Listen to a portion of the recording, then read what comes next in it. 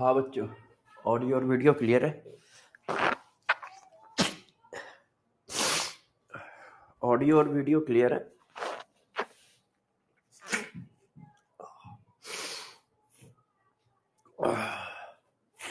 Audio और video clear है बच्चों। Good morning, good morning, good morning.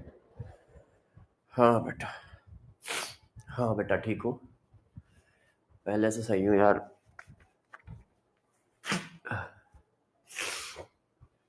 हाँ, कल क्लास नहीं हुई थी। एक्चुअल में क्या हुआ कल, कल का भी आपको बताता हूँ, है ना, कि कल क्या हुआ है। ओफो,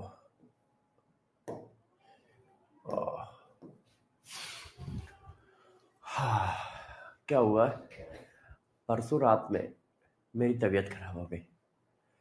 अब मैं रात भर जगा रहा, ठीक है, और मुझे 5-6 बजे थोड़ा सा रिलैक्स मिला, तो मैं 5 बजे या 6 बजे सोया, तो हल्का सा रिलैक्स था, बहुत ज़्यादा रिलैक्स नहीं था, मगर मैं सो गया।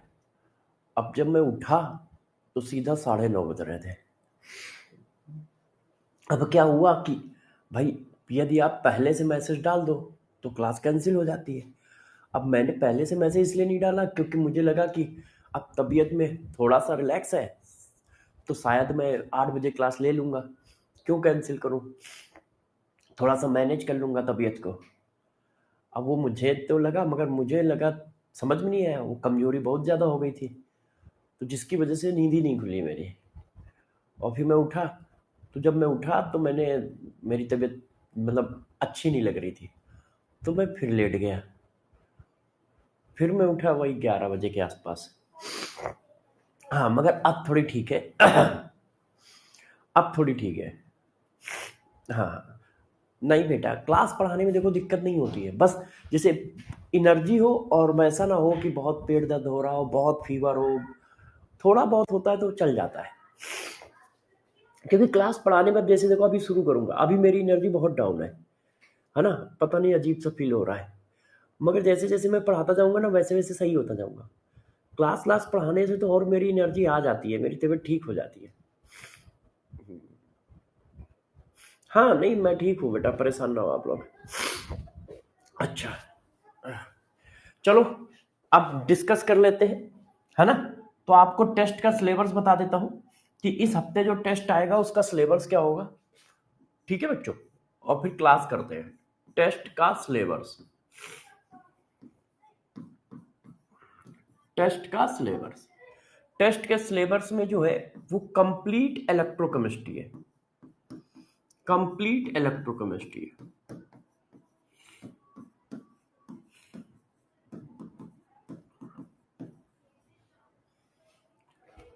ठीक है। टेस्ट का सिलेबस जो है वो कंप्लीट इलेक्ट्रोकेमिस्ट्री है। क्लियर है सबको? हाँ, क्लियर है, कंप्लीट इलेक्ट्रोकेमिस्ट्री है टेस्ट का सिलेबस, है ना। टेस्ट का सिलेबस जो है वो कंप्लीट इलेक्ट्रोकेमिस्ट्री है। अच्छा, अब हम लोग आते हैं जो हम लोग लास्ट क्लास में कर रहे थे। लास्ट क्लास में मुझे ध्यान है मैं हाइड्रोजन स्पेक्ट्रम पढ़ा रहा था, तो आज हम लोग हाइड्रोजन स्पेक्ट्रम को पूरा करेंगे।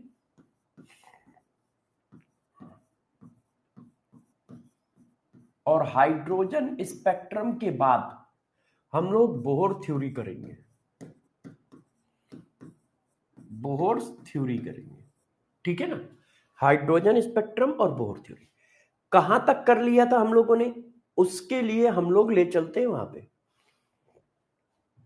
आज मैं टीएचडी के क्वेश्चन नहीं लाया हूं, आप कहो तो मैं हाथ से लिख दूं या कल कल ले लूं टीएचडी का टेस्ट, बताइए, क्योंकि आज मेरे पास टीएचडी के क्वेश्चन नहीं है, इतनी हिम्मत ही नहीं हुई कि क्वेश्चन बना पाऊं। आप बताओ, कल करूं टीएचडी, है ना, आज मैंने क्वेश्चन लाया नहीं हूं टीएचडी के। कल करते हैं। तो देखो मैंने लास्ट क्लास में कहां तक पढ़ाया था, उसके आगे की बात करते हैं, है ना।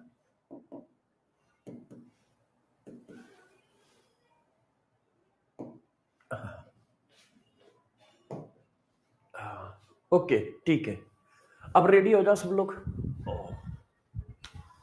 सब लोग रेडी हो जाओ। अरे यार, हाँ अच्छा, टेस्ट का सिलेबस मैंने आपको पहले भी बता दिया है। ओके, हाँ अब मैंने कहाँ तक पढ़ाया था? ब्लैक इलेक्ट्रिक बॉडी तो पढ़ा दिया था, फोटो इलेक्ट्रिक इफेक्ट पूरा पढ़ा दिया था, क्वेश्चन करा दिए थे।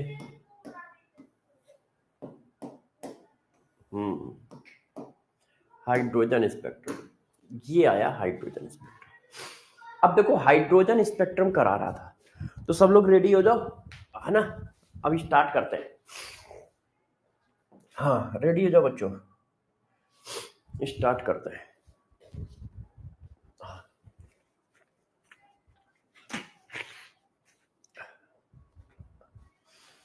ओके, तो देखो मैंने हाइड्रोजन स्पेक्ट्रम स्टार्ट किया था। हाइड्रोजन स्पेक्ट्रम में क्या क्या बातें बताई थी, कहां तक हुआ था, इन सभी बातों को डिस्कस करते हैं। सर्दी लग रही है यार। देखिए, तो हाइड्रोजन स्पेक्ट्रम में मैंने आपको यह बताया कि हाइड्रोजन स्पेक्ट्रम बनता कैसे है। ठीक है, मैंने हाइड्रोजन स्पेक्ट्रम कैसे बताया था, मैं थोड़ा सा एक्सप्लेन कर देता हूं आपको, फिर से समरी बता देता हूं। देखो मैंने क्या किया, एक डिस्चार्ज ट्यूब ली। अब डिस्चार्ज ट्यूब में हाइड्रोजन गैस भर दी वैक्यूम करके, और हाइड्रोजन गैस भरने के बाद मैंने हाई वोल्टेज दिया। तो आपको पता है कि जब हाई वोल्टेज देते हैं तो क्या होता है, हाई वोल्टेज दोगे तो पहले गैस जो है एटम में कन्वर्ट होगी, और एटम या तो आयोनाइज होगा या एटम का इलेक्ट्रॉन एक्साइटेड स्टेट पे जाएगा।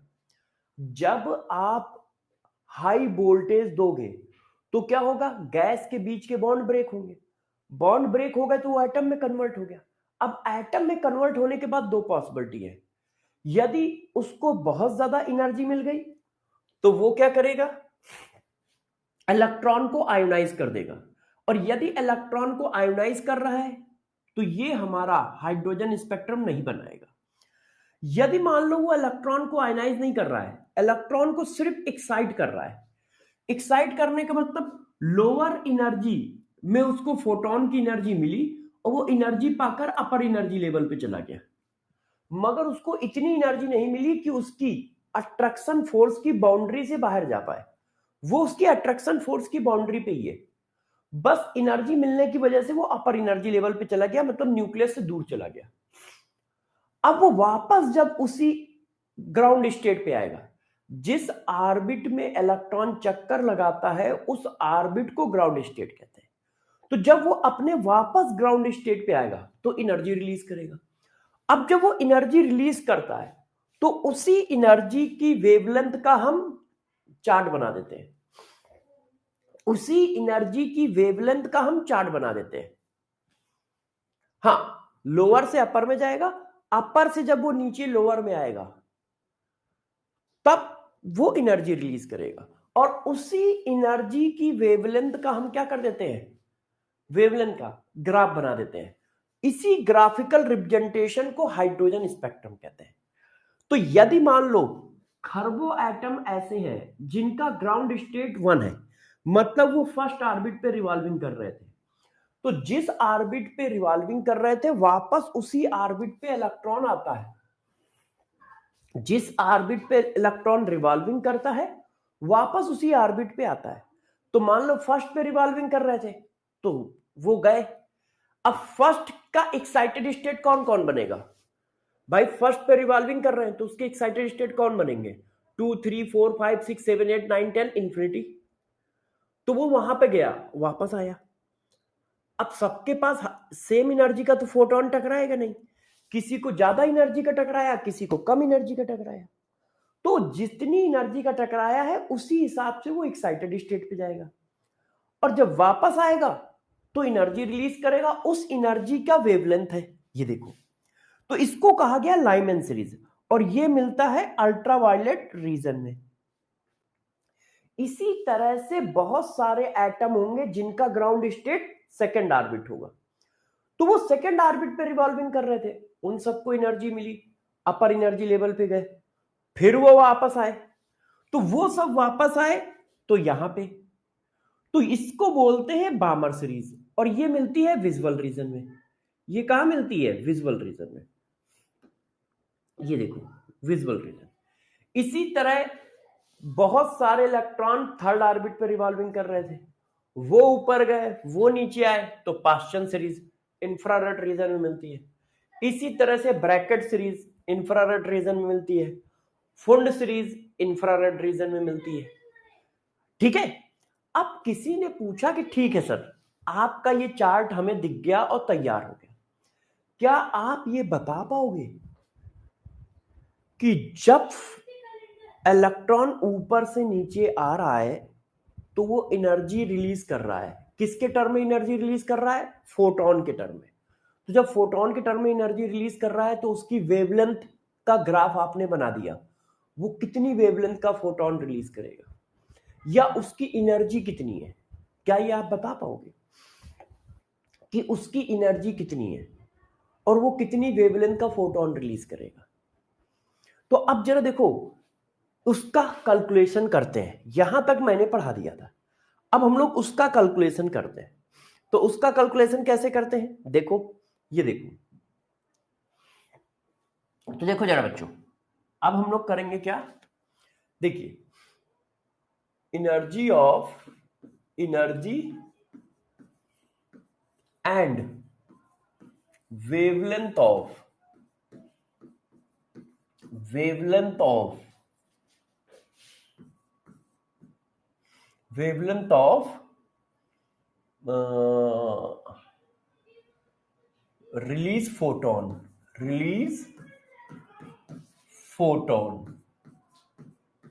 फोटोन या फिर स्पेक्ट्रिकल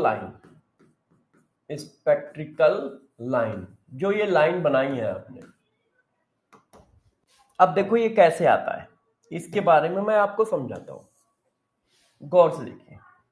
क्या हम लोग ये जानते हैं कि एनर्जी नाइदर भी क्रिएट नॉर भी destroy, only convert one form of energy to other form of energy, first law of thermodynamics. देखो ये हमारा न्यूक्लियस है, मान लो कोई इलेक्ट्रॉन इस एनर्जी लेवल पे रिवॉल्विंग कर रहा है, ये है N1 एनर्जी लेवल। ये क्या है? N1 energy level, N1 energy level. कोई इलेक्ट्रॉन N1 एनर्जी लेवल पे रिवॉल्विंग कर रहा है, इसी को कहते हैं ऑर्बिट, इसी को कहते हैं ऑर्बिट, इसी को कहते हैं सर्कुलर पाथ, सर्कुलर पाथ, ये सब इसी के नाम है। अच्छा, अब इसके पास और भी ऑर्बिट है, और भी एनर्जी लेवल है, ऐसे ऐसे। अब मान लो इसको एनर्जी मिली, जब इसको एनर्जी मिली तो ये जंप करके कहां चला गया? यहां चला गया, यहां पे आ गया। इसको एनर्जी मिली, ये जंप करके यहां पे आ गया। अब इलेक्ट्रॉन की प्रॉपर्टी होती है, क्या प्रॉपर्टी होती है? कि वो जिस एनर्जी लेवल पे रिवॉल्विंग कर रहा था वापस उसी एनर्जी लेवल पे आता है। तो जब जंप करके यहां चला गया तो ये वापस आएगा, ऐसे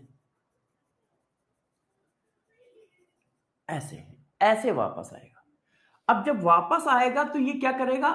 फोटोन रिलीज करेगा, फोटोन रिलीज करेगा। हमें इसी फोटोन की क्या चाहिए? एनर्जी चाहिए, और इसी फोटोन की वेवलेंथ चाहिए। ये देखो, इसी फोटोन की हमें एनर्जी चाहिए, इसी फोटोन की हमें वेवलेंथ चाहिए, और ये एनर्जी लेवल है N2 एनर्जी लेवल। तो देखो एनर्जी कितनी हुई? तो एनर्जी इस गैप के बराबर हुई। क्यों? एनर्जी नाइदर भी क्रिएट नॉर भी डिस्ट्रॉय, इस गैप के बराबर एनर्जी हुई।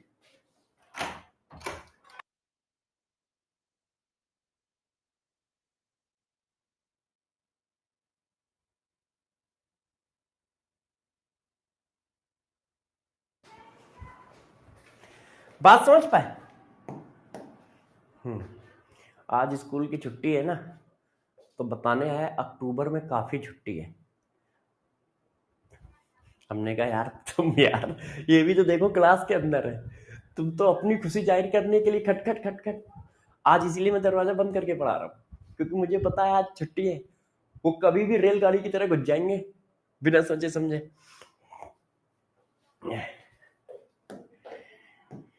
हाँ चलो, तो देखो ये एनर्जी गैप क्या है, डेल्टा ई। अब इसकी वैल्यू क्या होगी, तो देखो डेल्टा ई इक्वल टू होगा एनर्जी डिफरेंस, वो क्या है E2 माइनस E1। भाई एनर्जी डिफरेंस कैसे निकालोगे, जैसे ये मान लो न्यूक्लियस है, ये N1 है, अब ये N2 है, तो एनर्जी डिफरेंस क्या है, यहां से यहां तक की हो गई E2, यहां तक की हो गई E1, तो ये निकालना है, तो E2 माइनस E1, इसको E2 मान लो, इसको E1 मान लो, तो E2 माइनस E1 कर दोगे तो ये गैप आ जाएगा, ये गैप, क्योंकि यहां से यहां तक की E2 है और यहां से यहां तक की E1 है, तो E2 से E1 माइनस कर दोगे तो ये गैप आ गया, है ना।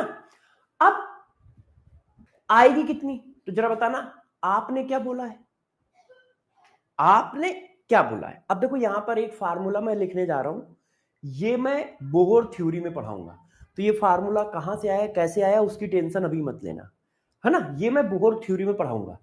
तो देखो इलेक्ट्रॉन की एनर्जी जो होती है वो इतनी होती है, किसी ऑर्बिट में रिवॉल्विंग करता हुआ इलेक्ट्रॉन, किसी ऑर्बिट में रिवॉल्विंग करते हुए इलेक्ट्रॉन की एनर्जी होती है 13.6, ठीक है, Z square by N square minus का, तो ये फिर माइनस लगा, फिर लगाया आपने 13.6 Z square by N square, ये देखिए।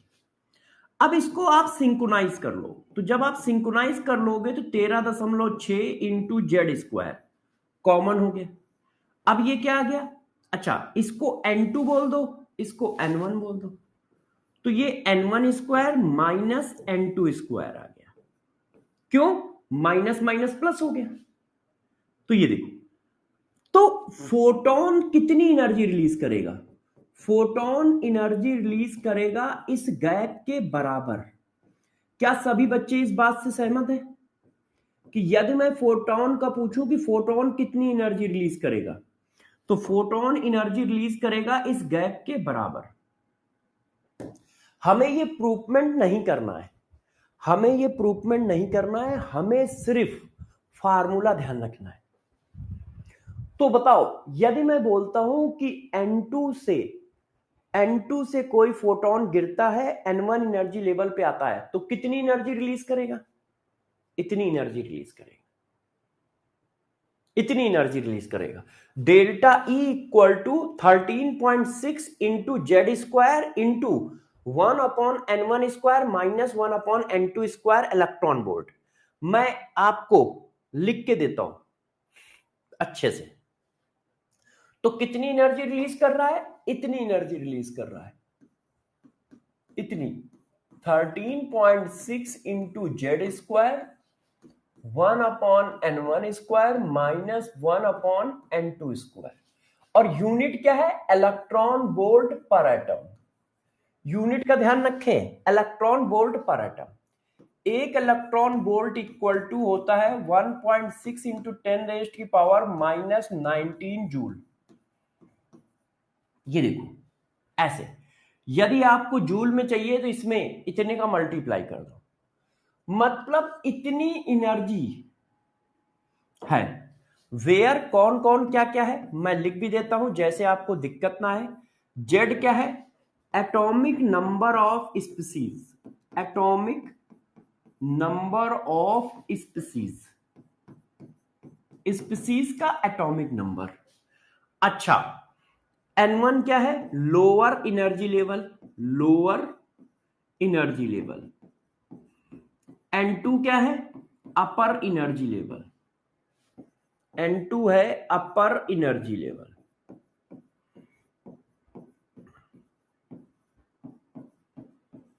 ये देखो, क्या इतनी बात सही है, क्या इतनी बात सही है। N2 माइनस N1 होगा, रवि कह रहा है N2 माइनस N1 होगा। रवि ये देखो, इसको चेक करो, N2 माइनस N1 हुआ। एनर्जी का फार्मूला है -13.6 Z²/N² electron volt per atom. ये रखा, इसमें ये माइनस साइन, इसकी ये रखी। अब ये माइनस और माइनस मिलके क्या हो जाएंगे, प्लस। तो जब ये प्लस हो गए तो ये आगे आ गए, और ये माइनस है ये पीछे चला गया। ये देखो कॉमन ले लिया, 13.6 लोगे तो -1/N2² प्लस 1/N1²। तो प्लस वाले को हम पहले लिख लेते हैं, माइनस वाले को बाद में लिख लेते हैं। तो ये ऐसे ही आएगा, ठीक है। अच्छा, अब मेरे को एक एक करके गौर से बातें बताना, इन पर खूब क्वेश्चन पूछे जाते हैं, पेपर में हर साल क्वेश्चन आता है, तो मेरी बातों को गौर सुनिएगा। तो यदि मैं आपसे पूछता हूं कि बताओ,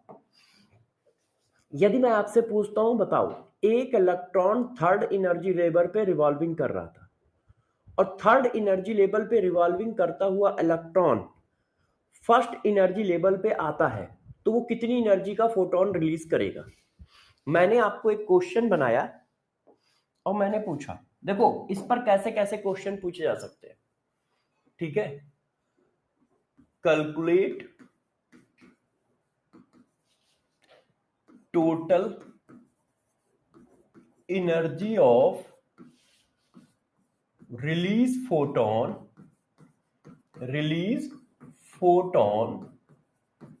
when electron jump third energy level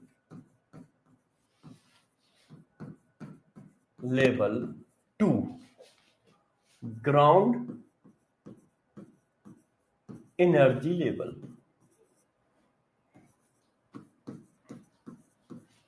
ground energy level का मतलब हमेशा फर्स्ट होता है, यदि नहीं बोला जा रहा है तो first energy level.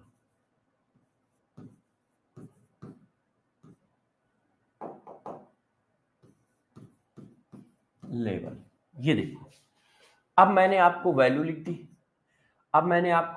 The, -13.6 into energy photon when electron jump third energy level to ground energy level for hydrogen atom,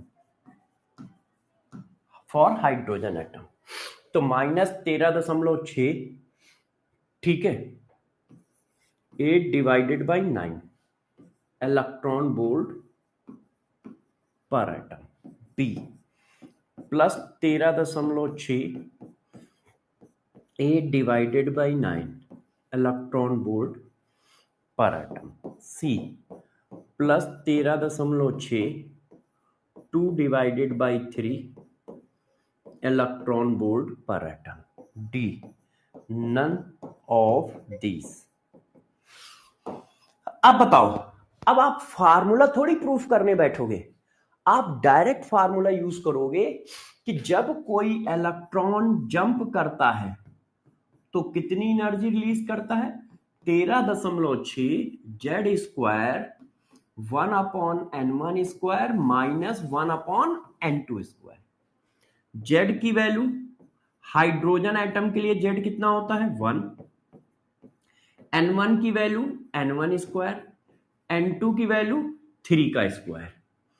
अब मैंने जब इसको किया बच्चों तो ये कितना आ गया 1/1 1/9, तो ये आया 13.6 8/9। यूनिट क्या है, इलेक्ट्रॉन वोल्ट पर एटम।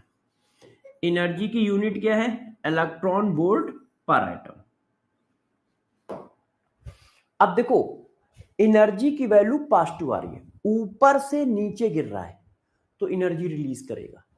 तो सबसे पहले आपने जब पढ़ा ना कि थर्ड ऑर्बिट से ग्राउंड स्टेट पे गिर रहा है, तो ये माइनस वाले तो काट ही दो। माइनस वाले क्यों काट दो, ओ सॉरी, एनर्जी रिलीज करेगा तो एनर्जी माइनस की होगी, प्लस वाले काट दो, उल्टा बोल दिया। एनर्जी रिलीज करेगा, एक मिनट, हाँ ठीक है, वैल्यू प्लस में आ रही है। हाँ, एनर्जी रिलीज करेगा। हाँ ये आ गया। फिजिक्स और केमिस्ट्री के साइन अलग अलग है।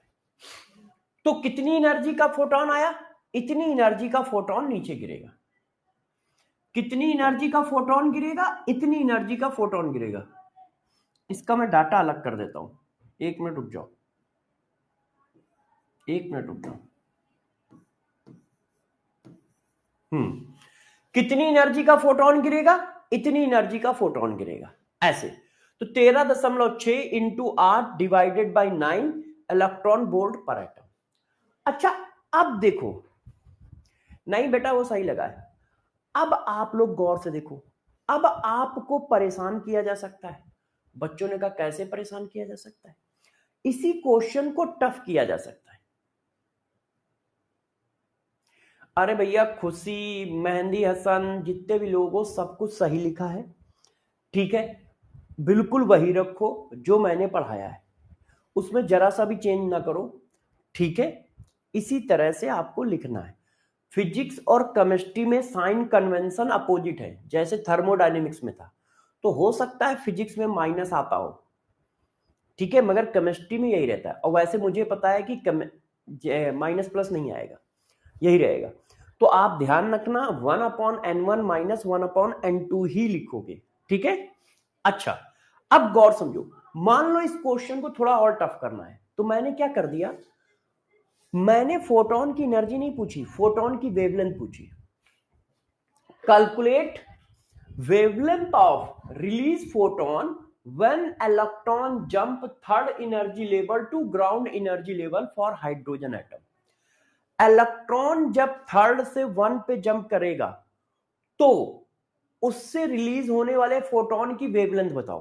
तो अब आपके लिए क्वेश्चन थोड़ा लेंदी हो गया, क्यों? पहले आपने क्या निकाला? एनर्जी। अब एनर्जी के बाद वेवलेंथ निकालनी है, तो जब एनर्जी के बाद वेवलेंथ निकालनी है तो क्या करोगे? एनर्जी के बाद वेवलेंथ निकालनी है, तो जब एनर्जी के बाद वेवलेंथ निकालनी है तो क्या करोगे?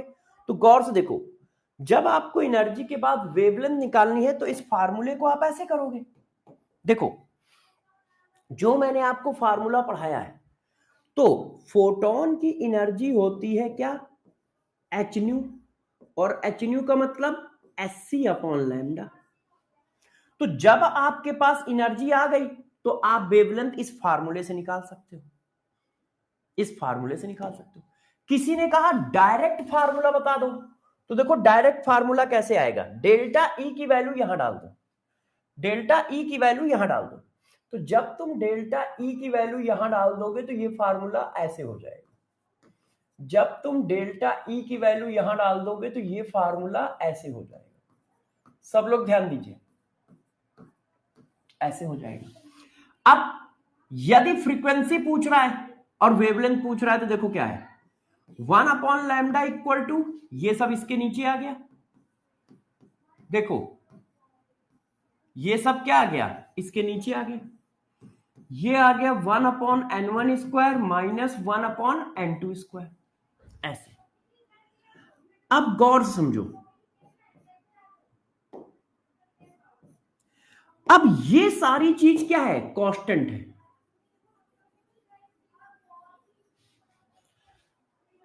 एच क्या है, प्लॉन्क कांस्टेंट, वो कांस्टेंट है।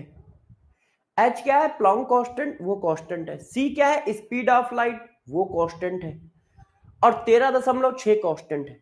तो इस पूरे कांस्टेंट की वैल्यू हो जाती है R into Z square 1/n1 square minus 1/n2 square, where R is, R को बोला जाता है Rydberg constant, Rydberg constant. R एक रेडबर्ग कांस्टेंट है जिसकी वैल्यू होती है ये 109,677 सेंटीमीटर इनवर्स। ये देखो, तो आर क्या है, रेडबर्ग कांस्टेंट है। हाँ, RYE होता है क्या, रेडबर्ग की स्केलिंग, क्योंकि साइंटिस्ट का नाम है। साइंटिस्ट का नाम है। रेडबर्ग की स्पेलिंग क्या, RYE होता है, RED होता है, क्योंकि ये साइंटिस्ट का नाम है, वाई भी हो सकता है।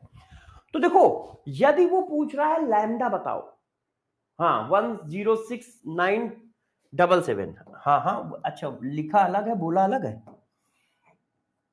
106977, 106977। तो जरा देखो रेडबर्ग कांस्टेंट आया, तो आपको ये देखना पड़ेगा कि वो वेवलेंथ पूछ रहा है गिरने वाले फोटोन की एनर्जी। आप यदि एनर्जी पूछ रहा है तो आप ये फार्मूला लगाओगे, वेवलेंथ पूछ रहा है ये लगाओगे। यदि मान लो आपको वेवलेंथ का फार्मूला याद नहीं है, यदि मान लो आपको वेवलेंथ का फार्मूला याद नहीं है, तो ये तो हमें हमेशा याद है, इससे कर लो। मान लो आपको एनर्जी का फार्मूला याद नहीं है, तो वेवलेंथ निकल आई भाई, 1/लैम्डा की वैल्यू मिल गई तो एनर्जी का फार्मूला आ जाएगा। 1/लैम्डा मिल गया, H into C, delta E equal to SC/लैम्डा, और लैम्डा की वैल्यू आपको पता है, H और C कांस्टेंट है। तो कोई एक फार्मूला याद रख लोगे तो भी काम हो जाएगा। संकल्प बेटा फाइनल माइनस इनिशियली किया यार, तुम सब लोग मार खाओगे, पता नहीं आपस में क्यों लड़ रहे हो, पता नहीं आपस में क्यों लड़ रहे हो। अरे ये फाइनल माइनस इनिशियली तो है, E2 क्या है फाइनल, E1 क्या है इनिशियल, तो ये देखो फाइनल माइनस इनिशियल, यही तो लिखा है देखो, final minus initial, final minus initially तो लिखा है, फाइनल माइनस इनिशियली तो लिखा है। बार बार मैं देख रहा हूं कमेंट में कोई बच्चा इस पर वो कर रहा है, अरे वही तो लिखा है, गड़बड़ सड़बड़ कर रहे हो। रेडबर्ग की स्पेलिंग ये होती है। अरे प्रभु फार्मूले में जब एनर्जी की वैल्यू निगेटिव है तो फार्मूले में ऑटोमेटिक N1 पहले आ जाएगा, फार्मूले में ऑटोमेटिक N1 पहले आ जाएगा। ठीक है, मैं बार बार बोल रहा हूं सब सही लिखा है, कोई परेशानी की बात नहीं है, निपट जाओगे। सर N1 इक्वल टू 3 होगा ना, अरे नहीं बेटा, N1 क्या है लोअर एनर्जी लेवल, अब लोअर एनर्जी लेवल 1 होगा कि 3 होगा, मार खाओगे। ये N1 क्या लिखा है पढ़ो, लोअर एनर्जी लेवल, और N2 क्या लिखा है अपर एनर्जी लेवल। अब जरा क्वेश्चन में बताना लोअर एनर्जी लेवल थर्ड कैसे हो जाएगा, लोअर एनर्जी लेवल थर्ड कैसे हो जाएगा। अरे एनर्जी का फाइनल माइनस इनिशियल है, ऑर्बिट के नंबर का फाइनल माइनस इनिशियल नहीं है, कंफ्यूजन यहां है प्रभु। एनर्जी का फाइनल माइनस इनिशियल है, ऑर्बिट के नंबर का फाइनल माइनस इनिशियल नहीं है, ऑर्बिट के नंबर का फाइनल माइनस इनिशियल नहीं है। जो फार्मूले में प्रूफ हुआ है वो एनर्जी के फाइनल माइनस इनिशियल से प्रूफ हुआ है। एनर्जी का फाइनल माइनस इनिशियल जब आपने किया तो ऑर्बिट का इनिशियल माइनस फाइनल आया है, तब ऑर्बिट का इनिशियल माइनस फाइनल आया है। तो N1 का मतलब लोअर एनर्जी लेवल है और N2 का मतलब अपर एनर्जी लेवल है, उसमें कहीं फाइनल माइनस इनिशियल नहीं लिखा है मैंने, वो तो एनर्जी गैप है फाइनल माइनस इनिशियल। बात समझ रहे हो, सब लोग समझ पा रहे हैं। एक बात दिमाग में कान में अच्छे से डाल लो और फिर उसके बाद रुई लगा लो, क्या N1 क्या है लोअर एनर्जी लेवल, N2 क्या है अपर एनर्जी लेवल। मैं इसमें कहीं final minus initial term use नहीं कर रहा हूं, आप भी मत यूज करो नहीं तो मार खा जाओगे। एनर्जी में मैंने final minus initial term use किया है, ऑर्बिट के नंबर लिखते समय मैंने फाइनल माइनस इनिशियल कहीं नहीं लिखा है, मैंने साफ साफ लिखा है N1 क्या है लोअर एनर्जी लेवल, N2 क्या है अपर एनर्जी लेवल। क्या याद रखोगे, क्या याद रखोगे मुन्ना, मुन्ना N1 क्या है लोअर एनर्जी लेवल, N2 क्या है upper energy level. Final minus initial term मैंने ये यूज नहीं किया और ना तुम यूज करो, नहीं तो सब गड़बड़ सड़बड़ कर दोगे, बहुत मारेंगे। N1 lower energy level, N2 अपर एनर्जी लेवल, ठीक है। हाँ बेटा CSD दे देता हूं, CSD दे दूंगा, CSD भी दे दूंगा। तो अब आप समझ पाए कैसे करना है, इतनी बात समझ पाए कि नहीं बताओ। अब बच्चा कह रहा है सर CSD भी दे दो, तो चलो CSD भी साथ साथ में देता जाता हूं। हाइड्रोजन स्पेक्ट्रम के CHD भी देता जाता हूं। हाइड्रोजन स्पेक्ट्रम के CHD भी देता जाता हूं।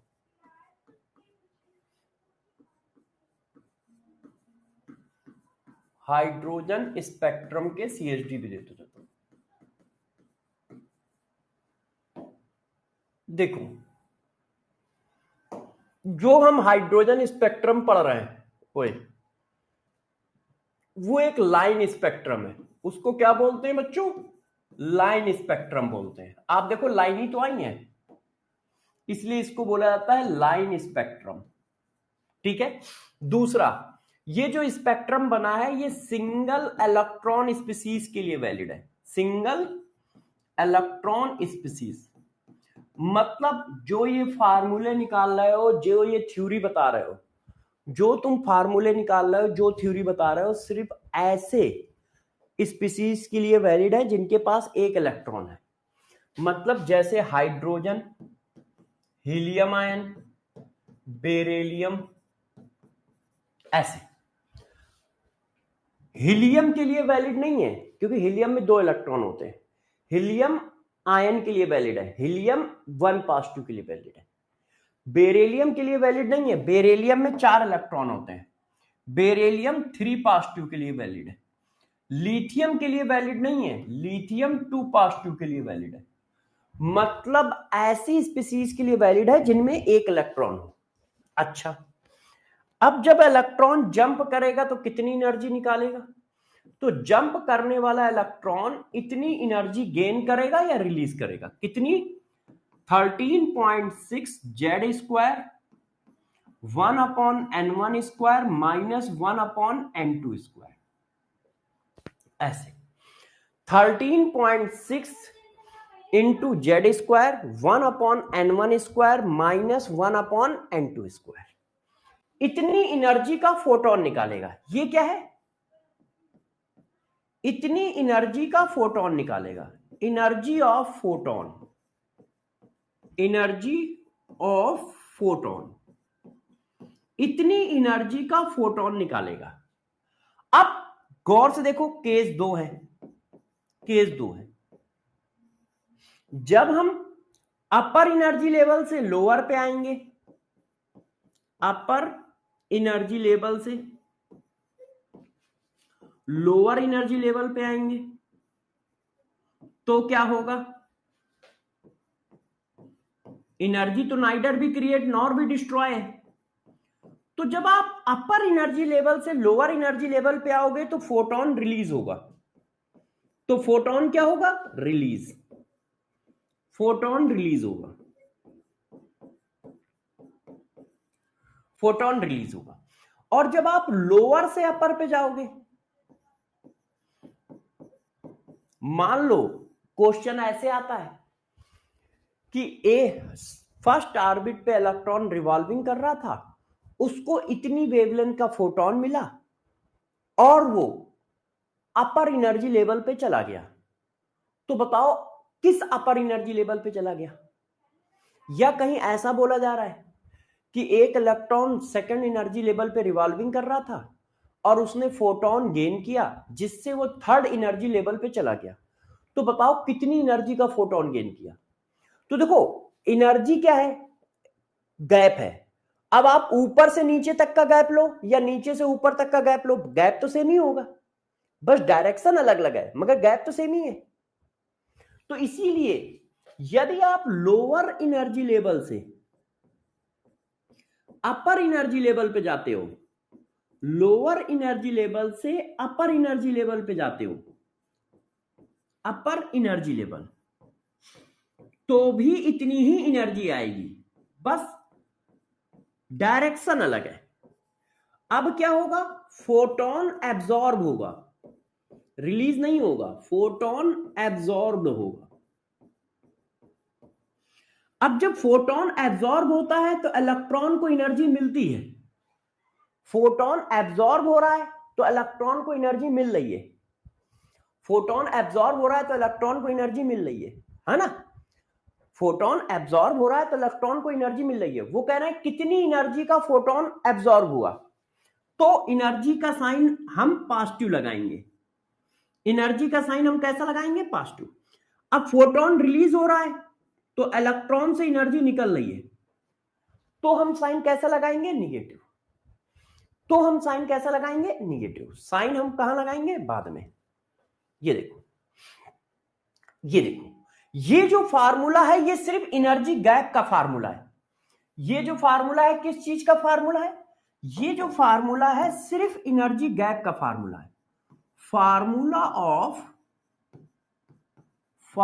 Of energy gap. Energy gap ये सिर्फ एनर्जी गैप का फार्मूला है।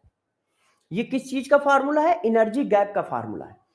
अब यदि फोटोन रिलीज हो रहा है तो इसमें माइनस साइन लगा दो, और यदि फोटोन गेन हो रहा है तो इसमें प्लस साइन लगा दो। क्यों? क्योंकि ये एनर्जी गैप का फार्मूला है। ये देखो। अच्छा, मान लो किसी ने हमसे वेवलेंथ पूछी, तो जब कोई हमसे वेवलेंथ पूछेगा तो वेवलेंथ का फार्मूला आएगा ये 1/λ equal to R Z square. अच्छा, इसकी यूनिट लिखना भूल गया। देखो, फार्मूला हमेशा विद यूनिट लिखोगे। मैंने इसमें यूनिट नहीं लिखी है, यूनिट लिखना बहुत जरूरी है।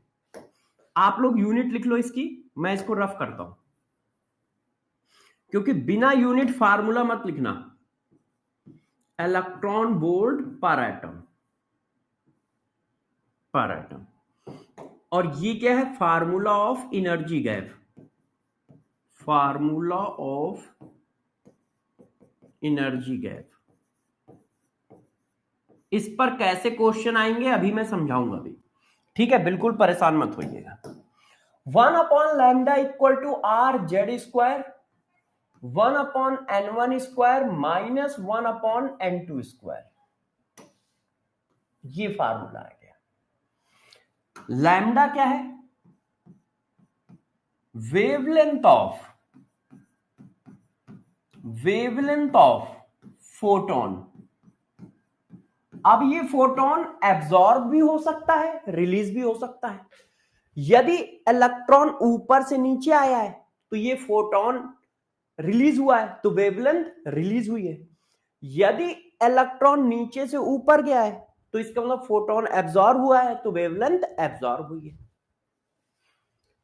आर को हम लोगों ने नाम दिया है रडबर्ग कांस्टेंट, साइंटिस्ट के नाम पे,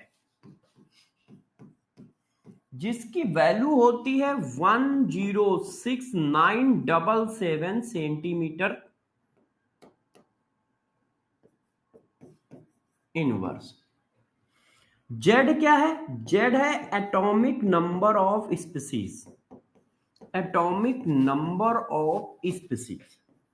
N1 N2 मैंने पहले ही लिख दिए।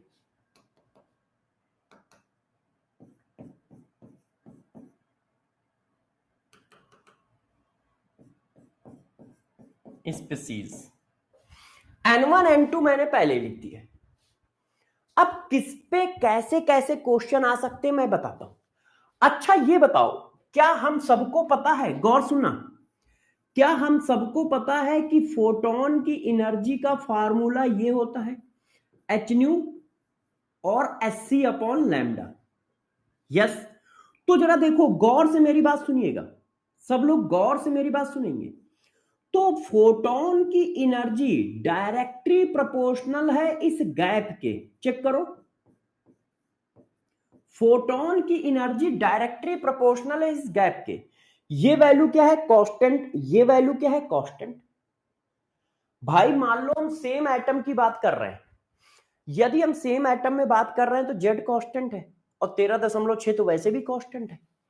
तो इसका मतलब रिलीज फोटोन की एनर्जी किस पर डिपेंड करेगी? इस के डायरेक्टली प्रोपोर्शनल, रिलीज फोटोन की। अच्छा, वेवलेंथ किस पे डिपेंड करेगी? इसके इनवर्सली प्रोपोर्शनल। क्यों? क्योंकि ये दोनों इनवर्सली प्रोपोर्शनल है। फ्रीक्वेंसी इसके डायरेक्टली प्रोपोर्शनल। ऐसा क्यों लिख रहा हूं अभी देखो, इस पर क्वेश्चन कराऊंगा। और वेवलेंथ इसके इनवर्सली प्रोपोर्शनल। वेवलेंथ के लिए मैं अगले पेज पे लिख दूं, वेवलेंथ के लिए मैं अगले पेज पे लिख दूं। अभी मैं आपको क्वेश्चन कराता हूं। और इस पर जब क्वेश्चन आता है तो बच्चे ज्यादा गलत करते हैं, इस पर जब क्वेश्चन आता है तो बच्चे ज्यादा गलत करते हैं। क्यों गलत करते हैं मैं बताऊंगा अभी।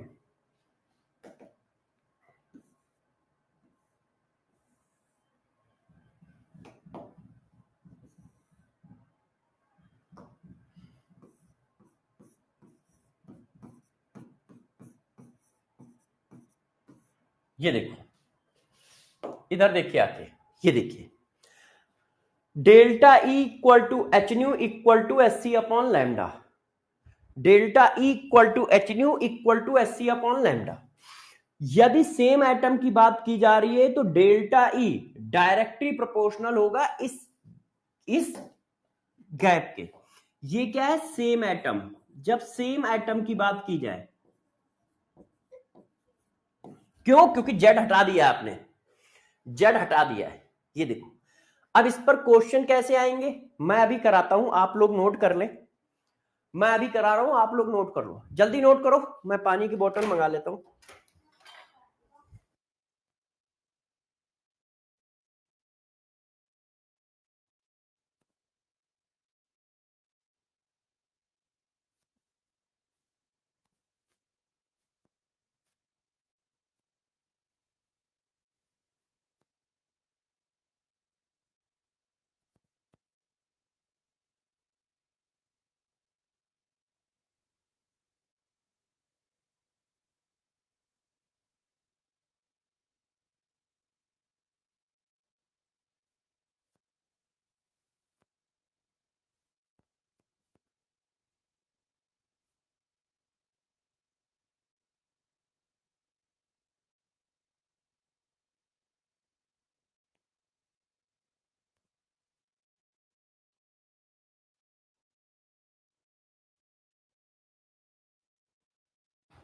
हाँ अब देखो जरा, सर प्लीज डांटना मत, बस लास्ट क्वेश्चन में एनर्जी रिलीज होगी या एब्जॉर्ब होगी बता दो।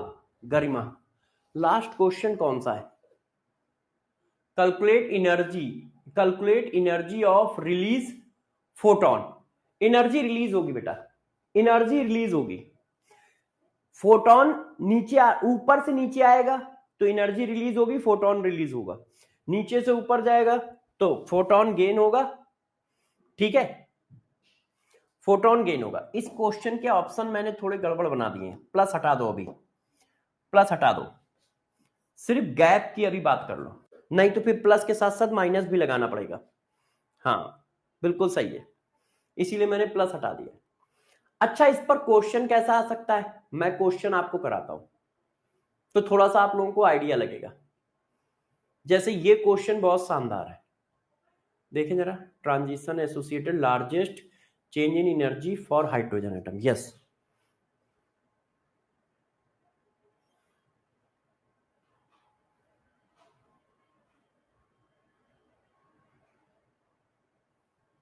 इस क्वेश्चन को करो।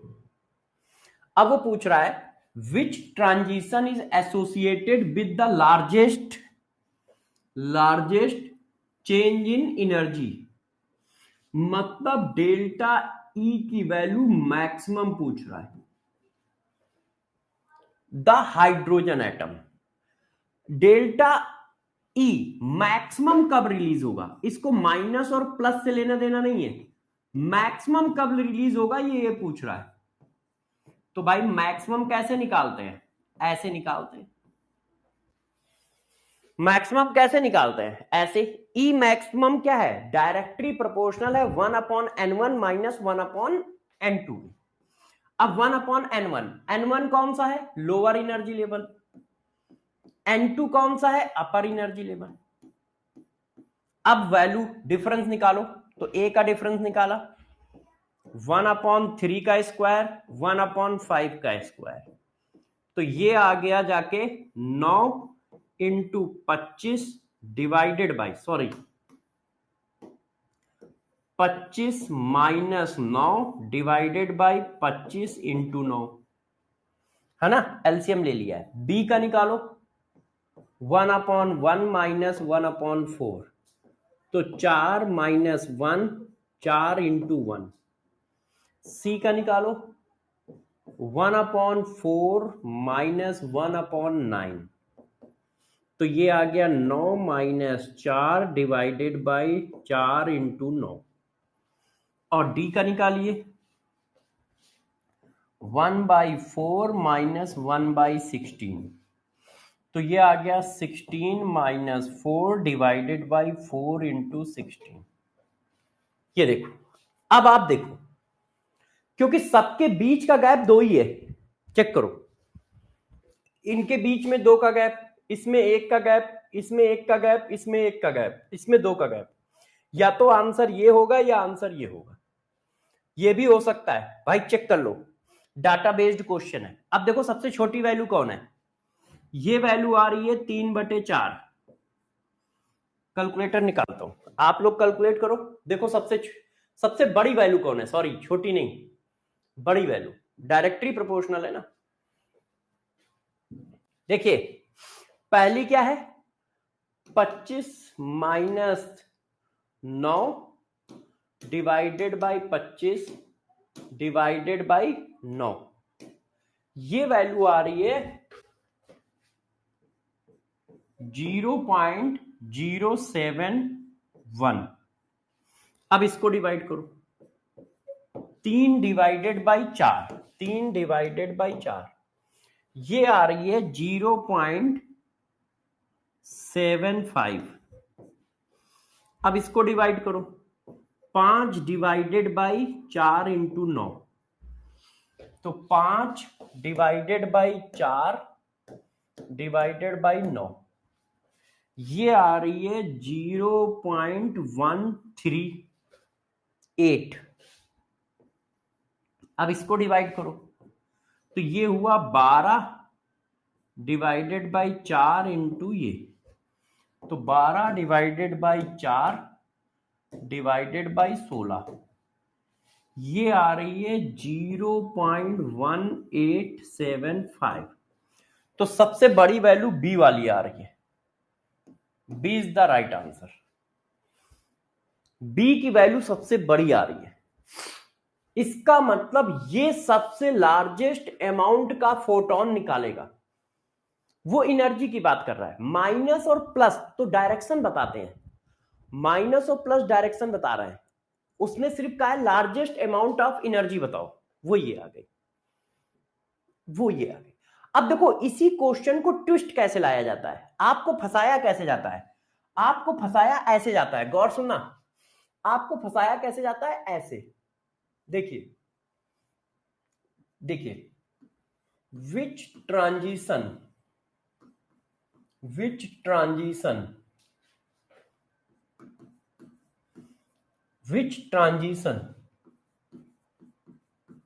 release maximum energy photon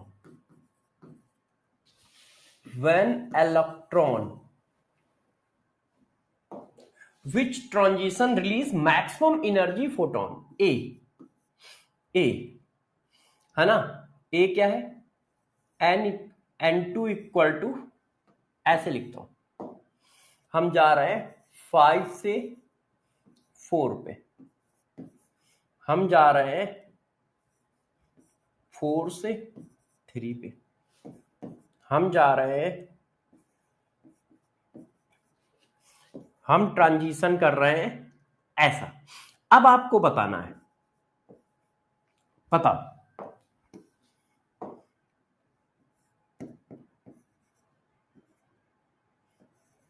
बताइए, आंसर दीजिए, कौन सा आंसर सही है।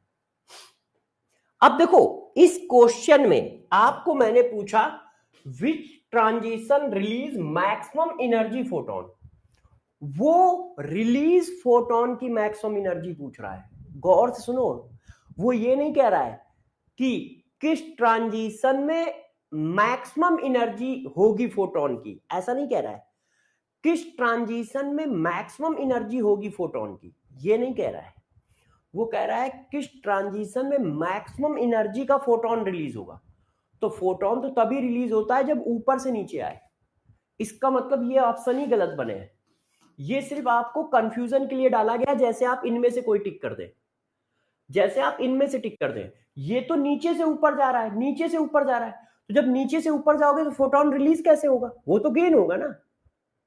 वो कह रहा है जो फोटोन रिलीज होगा उसकी मैक्सिमम एनर्जी बताओ। तो आप चेक करोगे तो आंसर ये आ रहा होगा या ये आ रहा होगा। गैप इनका बड़ा है, मगर क्वेश्चन की लैंग्वेज भी समझनी है। वो रिलीज फोटोन की मैक्सिमम एनर्जी पूछ रहा है, वो फोटोन की मैक्सिमम एनर्जी नहीं पूछ रहा है। यदि वो क्वेश्चन होता है कि फोटोन की मैक्सिमम एनर्जी बताओ, जैसे पीछे वाला क्वेश्चन था, पीछे वाले इसमें डिफरेंस समझो। Which transition is associated with the largest change in energy in the hydrogen spectrum? वो कह रहा है इनमें से कौन सा ट्रांजिशन सबसे ज्यादा एनर्जी का फोटोन निकालेगा या गेन करेगा, चेंज पूछ रहा है। वो इससे कोई मतलब नहीं है कि आप ऊपर से नीचे आ रहे हो या नीचे से ऊपर जा रहे हो, बस फोटोन की एनर्जी ज्यादा होनी चाहिए, वो ये पूछ रहा है। इसमें उल्टा पूछ रहा है, इसमें पूछ रहा है कि जब आप ऊपर से नीचे आओगे तब मैक्सिमम एनर्जी का फोटोन कौन सा रिलीज होगा। तो ये तो नीचे से ऊपर वाले हैं, ये तो रिलीज नहीं गेन करेंगे, तो ये कट गए। अब इन दोनों में चेक कर लो, 1/16 1/25, तो ये हुआ 25 माइनस 16, तो 25 माइनस 16 कितना होता है? 9। ये आ गया ऐसे, तो 9 डिवाइडेड बाई 16 डिवाइडेड बाई 25, ये वैल्यू आ रही है 0.02।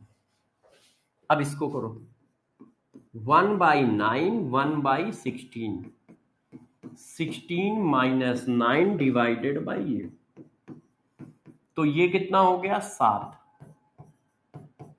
अब इसको करिए 7 डिवाइडेड बाई 9 डिवाइडेड बाई 16, ये आ रही है 0.4। तो this is the right answer.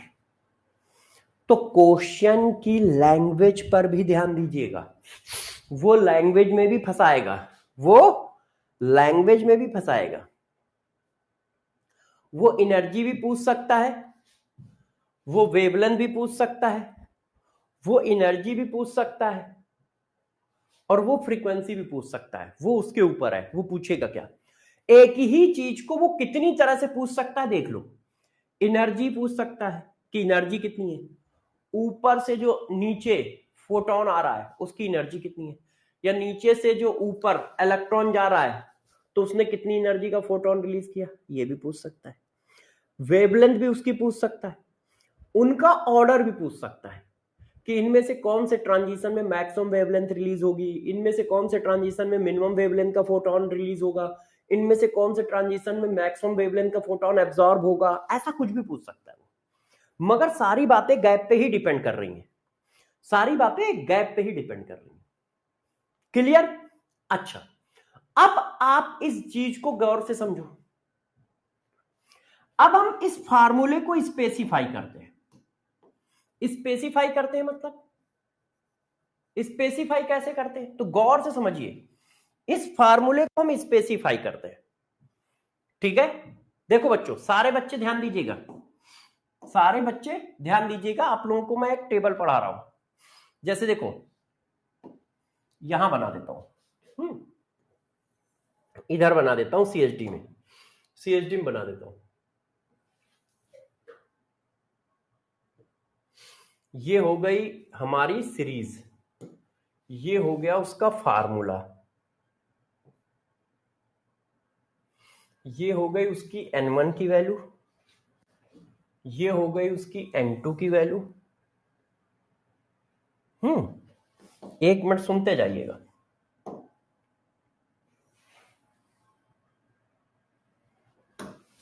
ये हो गया सीरीज नेम,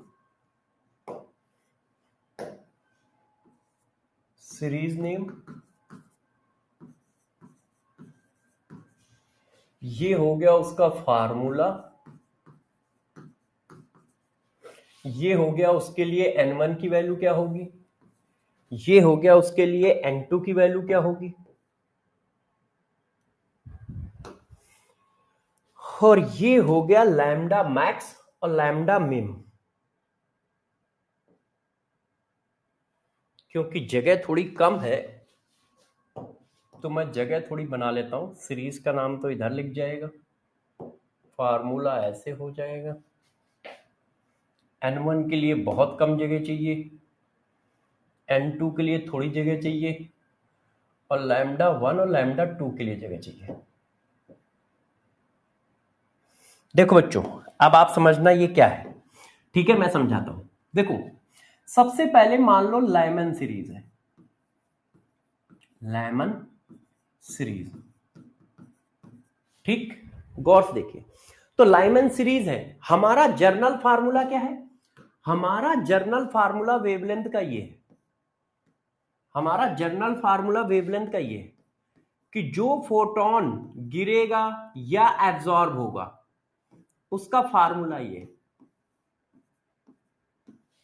जो वेवलेंथ, वेवलेंथ किसकी? लाइन की, स्पेक्ट्रम लाइन की वेवलेंथ का फार्मूला ये।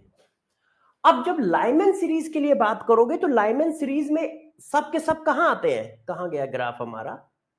ओ भाई कितना पढ़ा दिया है। ये लाइमन सीरीज में देखो सब के सब कहां आते हैं? 1 पे आते हैं। तो लोअर एनर्जी लेवल तो फिक्स है, मगर अपर एनर्जी लेवल कभी ये है, कभी ये है, कभी ये है, कभी ये है, कभी ये है, कभी ये है, कभी ये है, कभी ये है, कभी पता नहीं कौन है, मगर हर लाइन आ तो 1 पे ही रही है। तो लोअर एनर्जी लेवल तो फिक्स है ना लाइमन सीरीज के लिए। तो यदि हमसे लाइमन सीरीज के लिए इस फार्मूले को लिखने को कहा जाए तो लाइमन सीरीज के लिए यदि हम लिखते हैं तो इसका फार्मूला ऐसे लिख दिया जाएगा। क्यों? क्योंकि लोअर एनर्जी लेवल तो फिक्स है भाई, लोअर एनर्जी लेवल तो फिक्स है, अपर एनर्जी लेवल फिक्स नहीं है। अपर एनर्जी लेवल फिक्स नहीं है मगर लोअर एनर्जी लेवल तो फिक्स है ना। क्या ये सही है? क्या ये सही है? अच्छा, तो लाइमन सीरीज के लिए N1 की वैल्यू कितनी होती है? 1। तो N2 की वैल्यू क्या है? भाई जो हमने हाइड्रोजन स्पेक्ट्रम बनाया है वो रिलीज एनर्जी का स्पेक्ट्रम है। आपने जब हाइड्रोजन स्पेक्ट्रम के बारे में बताया तो आपने कहा फोटोन इलेक्ट्रॉन ऊपर गया है, ऊपर से नीचे आया है, तो मतलब रिलीज एनर्जी का है।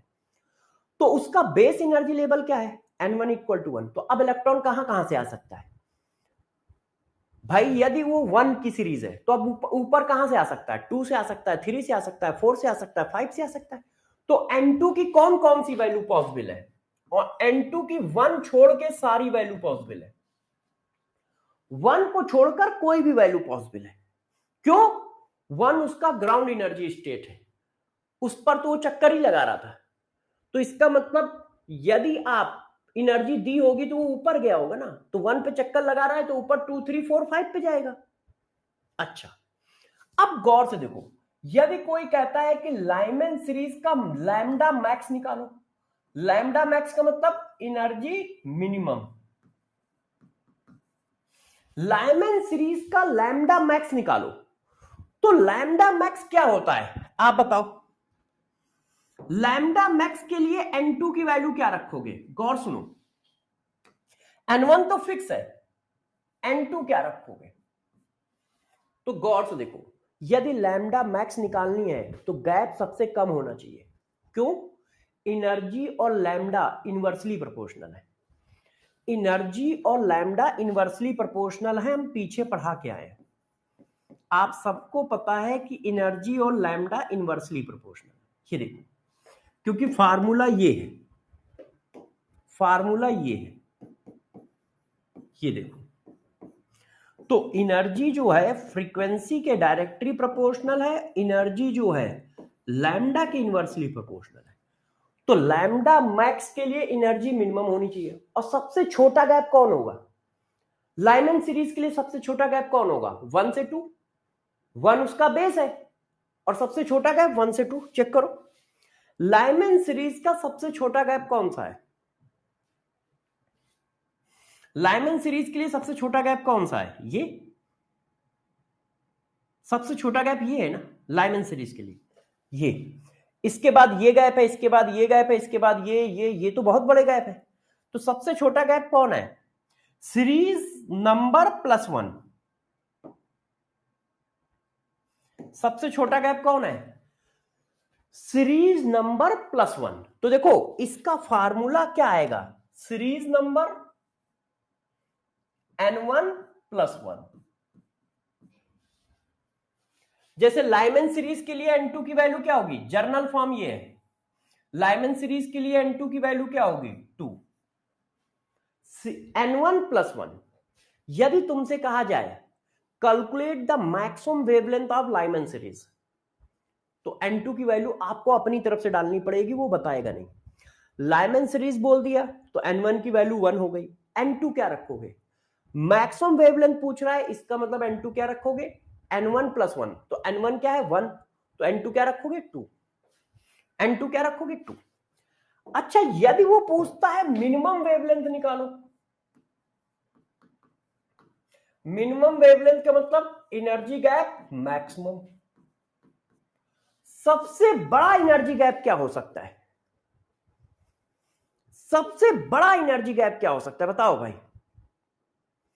हिमांशु कह रहा है भारी मिस्टेक हो गया सर, क्या हो गया हिमांशु, हिमांशु क्या हो गया।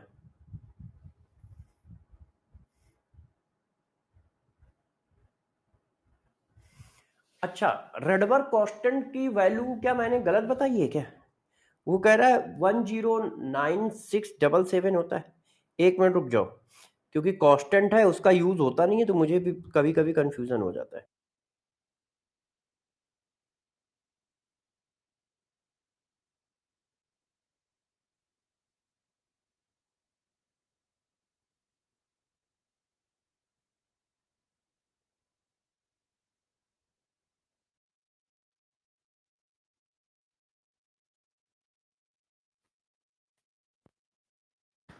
एक मिनट बच्चों, रेडबर्ग कांस्टेंट की वैल्यू चेक करने दो। 10, अच्छा 6 और 9 आगे पीछे हो गया है ना। हाँ लगभग ऊपर नीचे होती है, लगभग ऊपर नीचे होती है, मगर यहां पे 6 और 9 आगे पीछे हो गया, लगभग यही होती है 109677, लगभग यही होती है 109 होती है, 106 नहीं। एक जगह मैंने कहीं और लिखी है, एक जगह मैंने कहीं और लिखी है, देखना मुझे याद है मैंने कहीं एक जगह, हाँ ये देखो 109677, 109677 अप्रॉक्स, हाँ अप्रॉक्स 109677। ठीक है अब आओ, अब मैक्सिमम एनर्जी गैप क्या हो सकता है, मैक्सिमम एनर्जी गैप क्या हो सकता है जरा बताओ सब लोग, सबसे बड़ा एनर्जी गैप क्या हो सकता है, ये सबसे छोटा है, सबसे बड़ा ये, जब इन्फिनाइट, क्यों क्योंकि ये इन्फिनाइट तक जा रहा है, इन्फिनाइट तक जा रहा है, तो सबसे बड़ा एनर्जी गैप क्या होगा इन्फिनाइट। तो यदि वो मिनिमम वेवलेंथ पूछ रहा है तो गैप सबसे बड़ा लगेगा, और सबसे बड़ा गैप के लिए N2 की वैल्यू क्या है इन्फिनाइट। तो N2 की वैल्यू तो सबके लिए फिक्स है, मिनिमम वेवलेंथ के लिए N2 की वैल्यू तो सबके लिए फिक्स है, क्योंकि सबसे बड़ा गैप इन्फिनाइट पे मिलेगा। अच्छा अब ये लाइमैन आपने खत्म किया, ये आपने किसका बना के दिया, लाइमैन का। अब आओ बामर में, बामर सीरीज का बनाओ, ये पूछा जाएगा ध्यान रखना क्वेश्चनों में। अच्छा कौन सी कहां पे पाई जाती है ये भी लिख लेना, ये कहां पे पाई जाती है अल्ट्रावायलेट में, ये कहां पे मिलती है विजुअल में, विजिबल है ना रीजन। अब इसका फार्मूला क्या बनेगा, फार्मूला लिखो 1/λ equal to R Z square, 1/N1 square, 1/N2 square. अब लाइमैन से बामर सीरीज का ग्राउंड एनर्जी लेवल क्या है 2, Balmer series ground energy level 2 है, 2 से सब ऊपर जाते हैं, ऊपर कहीं पर भी जाए मगर गिरेगा कहां पे 2 पर, ये देखो। तो आप ऊपर कहीं से भी जाओ मगर नीचे 2 पे आओगे, इसका ग्राउंड एनर्जी लेवल 2 है, तो N1 की वैल्यू तो फिक्स है, N1 की वैल्यू कितनी है 2, और फार्मूला कैसे चलेगा ऐसे। N2 की वैल्यू क्या हो सकती है 3 4 5 6। इसका मतलब बामर सीरीज के लिए N2 की वैल्यू 2 पॉसिबल नहीं है ना 1 पॉसिबल है, क्योंकि इलेक्ट्रॉन ऊपर से नीचे आ रहा है।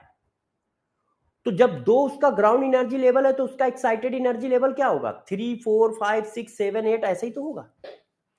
अच्छा, मैक्सिमम वेवलेंथ के लिए क्या है सीरीज N1 प्लस 1, N1 कितना है 2, तो N2 की वैल्यू कितनी हो जाएगी 3। क्यों, फार्मूला क्या है N1 प्लस 1, अब इसका N1 कितना है 2 तो 3, और ये हमेशा फिक्स है इन्फिनाइट। सबसे बड़ा गैप तो यही होगा।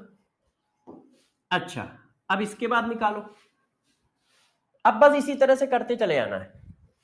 अगली सीरीज कौन है Lyman बामर Paschen, Paschen series,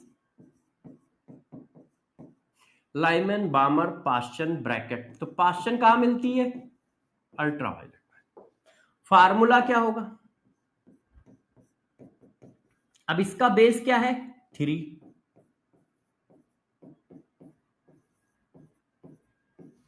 N1 की वैल्यू क्या होगी 3, N2 की वैल्यू क्या होगी 4 5 6 7 16। अब N1 प्लस 1, तो यदि मैक्सिमम वेवलेंथ निकालनी है तो N2 की वैल्यू 4 रखनी पड़ेगी। क्यों, N2 की वैल्यू क्या होती है N1 प्लस 1, और मिनिमम वेवलेंथ निकालनी है तो N2 की वैल्यू क्या रखनी पड़ेगी इन्फिनाइट। क्या ये समझ पाए हो इस पर, क्योंकि मैंने ज्यादा कुछ नहीं बोला। क्यों नहीं बोला, क्योंकि सिमिलर है। क्या ये समझ पाए हो कि नहीं पहले ये बताओ, लाइमन बामर पास्चन ब्रैकेट,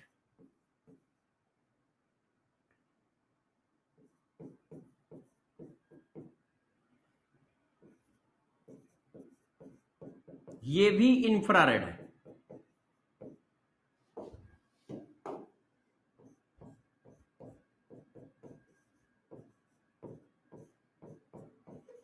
अब इसका ग्राउंड एनर्जी लेवल क्या है 4,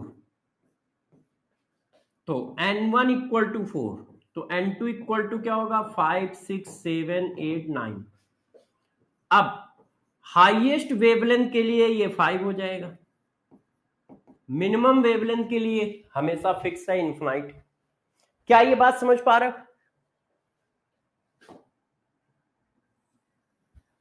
अब फुंड के लिए लगाओ,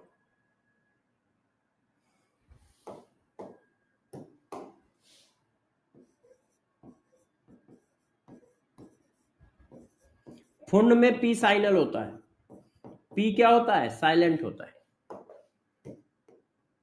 ये देखो, अब इसके लिए N2 की वैल्यू क्या होगी 5, N1 की क्या है 5,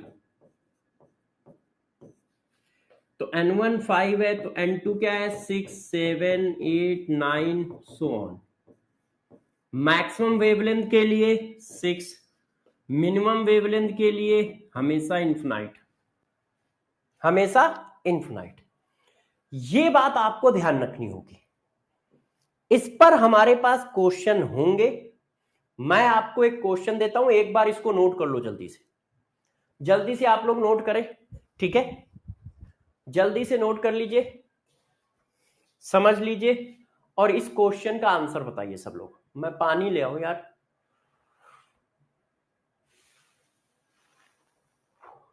क्वेश्चन कहाँ है, ये नहीं है यार, क्वेश्चन लाया तो था मैं, हाँ ये क्वेश्चन करिए, सब लोग इसको आंसर दें।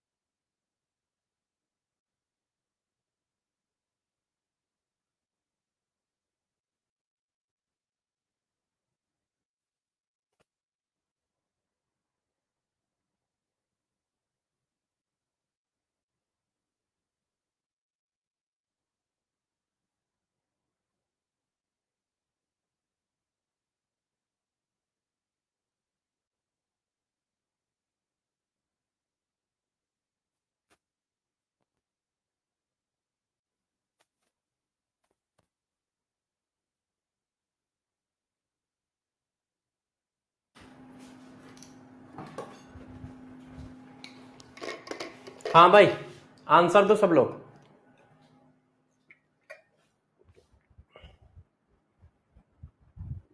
कल क्या संडे है क्या बच्चों? कल संडे है क्या?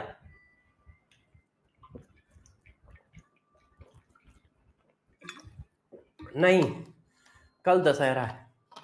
तो क्या दशहरे की छुट्टी है क्या? कल क्या दशहरे की छुट्टी है क्या यहाँ, मतलब अपने यहाँ? हाँ सर।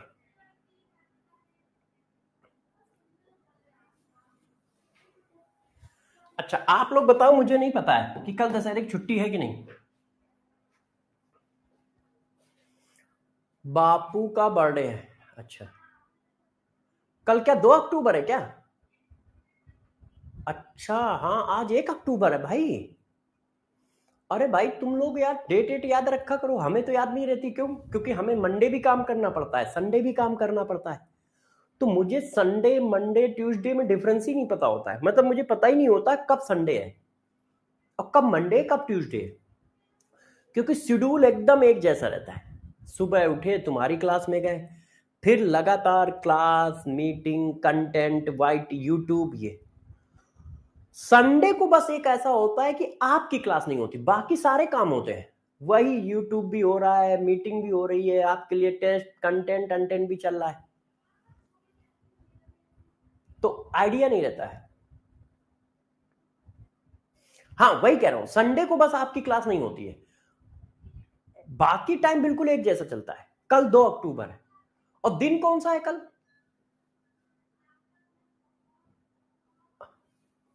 कल दिन कौन सा है भाई? थर्सडे है, अच्छा। मैंने तो देखो, मैं इसी वजह से डेली क्लास 15 मिनट एक्स्ट्रा कर दी है। जब आप 15 मिनट डेली एक्स्ट्रा पढ़ा रहे हो तो अपने आप वो एक आधे घंटे एक्स्ट्रा हो रहा है, क्योंकि वो रिदम के 15 मिनट है। तो आपको ज्यादा एक्स्ट्रा क्लास की जरूरत होगी नहीं। देखो दो तरह से होता है, एक एक्स्ट्रा क्लास लो और एक ऐसा करो कि बच्चे को सेल्फ स्टडी का टाइम भी मिले। तो मैंने सोचा कि यार संडे को लूंगा तो एक ही तो मिलेगी, और उस दिन बेचारा बच्चा टेस्ट भी देता है। और अकेले मैं नहीं लूंगा, मैं भी लूंगा, तरुण सर भी लेंगे, एमडी सर भी लेंगे, एसीपी सर भी लेंगे। तो क्लास भी फंसेगी, बच्चा कहेगा यार मैं टेस्ट भी दूं और तुम लोगों की दो दो एक्स्ट्रा क्लास भी करूं, तो सेल्फ स्टडी कब करूंगा? तो मैंने क्या किया, अपने टाइम टेबल में 15 मिनट बढ़वा लिया। ऑटोमेटिक डेली एक्स्ट्रा है, ऑटोमेटिक डेली एक्स्ट्रा है। अब ज्यादा जरूरत पड़ी तो 15 मिनट की जगह आधा घंटे बढ़वा दूंगा, मतलब 8 बजे से क्लास लेने लगूंगा। उससे क्या होगा, बच्चे को भी ज्यादा फर्क नहीं पड़ता है, वो 5 मिनट 10 मिनट बस पहले आके बैठ रहा है और उसको सेल्फ स्टडी का टाइम भी मिल रहा है। तो काम करने के बहुत सारे तरीके होते हैं, जैसे ए से बी तक जाना है तो ए से बी तक जाने के कई तरीके। तो मेरा तरीका ये है, इससे क्या होता है, ना आपको तकलीफ ना हमें तकलीफ, और अपने आप धीरे धीरे सिलेबस बढ़ता चला जा रहा है स्पीड से। तो मुझे तो यही सही लगता है, तो मैं ऐसे ही लूंगा। तो कल है ना, हाँ क्लास लूंगा मैं, मगर अभी कल नहीं लूंगा क्योंकि मेरी तबीयत अभी ज्यादा ठीक नहीं है। अच्छा, इस क्वेश्चन का आंसर बताओ। देखो, मैं जब घुसा था क्लास में और अब एनर्जी में डिफरेंस दिख रहा है, दिख रहा है ना? एक्चुअली तुमको पढ़ाने से एनर्जी आती है, मतलब हम लोग ठीक हो जाते हैं। मैं तो ठीक हो जाता हूं, बच्चों के बीच में जाके मैं थोड़ा ठीक हो जाता हूं। या तो हो सकता है बच्चों के बीच में जाके सारा दिमाग का फोकस पढ़ाई पे और तुम लोगों पे लग जाता है, तो दिमाग का फोकस बॉडी पे रहता ही नहीं है। इसलिए हो सकता है हम लोगों को फील आता हो कि ठीक हो गया हूं, इसलिए हम लोगों को फील आता हो कि ठीक हो गया हूं, है ना? इसलिए हो सकता है मुझे फील आता हो कि ठीक हो गया हूं। अच्छा चलो क्वेश्चन करते हैं। Given below are the spectral line for an atom of hydrogen, mark the line which not correct. अच्छा, not correct matched with the value of n1 and n2, ठीक है।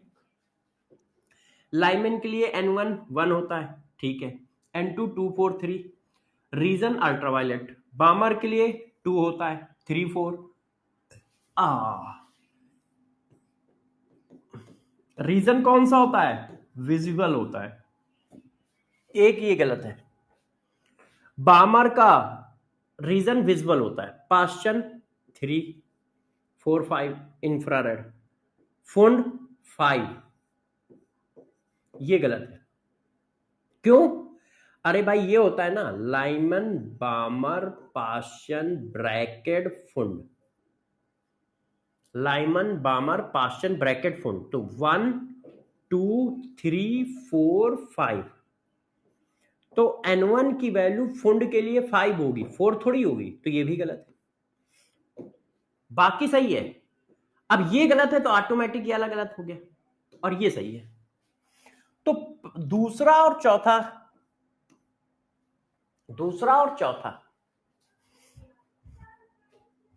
है, तो आंसर क्या होगा ये। अच्छा अब इस क्वेश्चन को करो, सब लोग इस क्वेश्चन को करो, सारे बच्चे इस क्वेश्चन का आंसर दें। The first initial line of Lyman Balmer series in H positive spectrum has the wave number. अच्छा वेव नंबर पूछ रहा है, हमको परेशान कर रहा है। Wave number is equal to, wave number 1/λ होता है, मतलब वो 1/λ पूछ रहा है। तो भाई 1/λ इक्वल टू, अब सीरीज कौन सी है, बामर, बामर सीरीज के लिए क्या होगा, बामर सीरीज के लिए N1 की वैल्यू 2, N2 की वैल्यू ये। अब देखो इसी को वेव नंबर कहते हैं, तो ये पूछ रहे हो, R हमने ऐसे ही रख दिया। हीलियम के लिए Z की वैल्यू 2, अब ये 1/2। अब पहली लाइन कौन सी होगी, सबसे पहली लाइन कौन सी होगी, जब आप 3 से 2 पे गिरोगे, सबसे पहली लाइन कौन सी होगी जब 3 से 2 पे गिरोगे। वो फर्स्ट लाइन पूछ रहा है, N2 की वैल्यू नहीं दे रहा है, तो जब फर्स्ट लाइन पूछ रहा है तो N2 की वैल्यू कितनी होगी, 3। N2 की वैल्यू कितनी होगी, 3। अब इसको सॉल्व करो,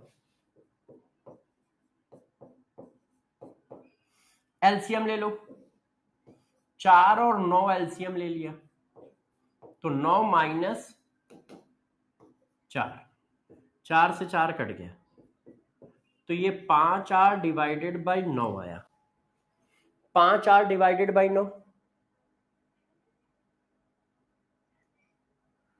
5R डिवाइडेड बाई 9 ये है। अरे भाई 4 से उड़ा दो तो 5 और 9 है ना, मैंने ये काट दिया है, ना काटो तो यही क्या हो गया, 5 चौको 20 और ये 36, बी आंसर हो गया, है ना, बी आंसर हो गया। ये देखो बी आंसर हो गया। तो इस तरह का क्वेश्चन भी हमें मिलेगा, और सबसे अच्छा क्वेश्चन ये है, last and final question hydrogen spectrum का। बताओ क्या पूछ रहा है, पढ़ो। The wave number, the wavelength of a spectral line emitted by hydrogen atom in the Lyman series is इतना, calculate the value of N2। N2 की value पूछ रहा है, तो भाई N2 की वैल्यू पूछ रहा है, तो हमारा फार्मूला क्या है, लाइमन सीरीज के लिए फार्मूला क्या होता है बच्चों, लाइमन के लिए, अब लैम्डा की वैल्यू क्या है,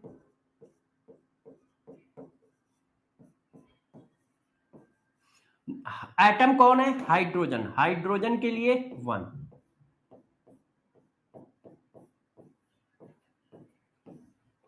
अब ये ऊपर चला गया,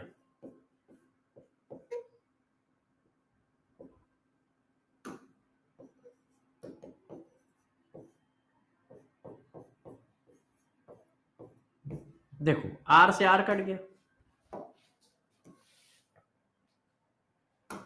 अब इसको इधर ले आओ, इसको इधर लाओ, 1/N2 square, 1 minus 15 divided by 16, आपने एलसीएम 16 ले लिया,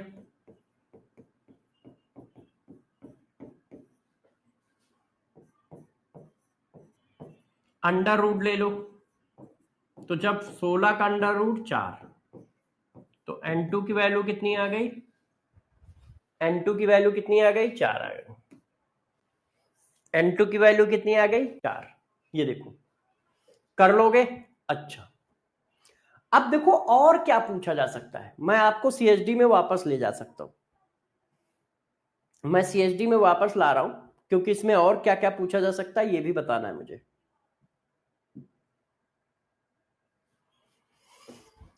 देखो और क्या पूछा जा सकता है, ध्यान दीजिए।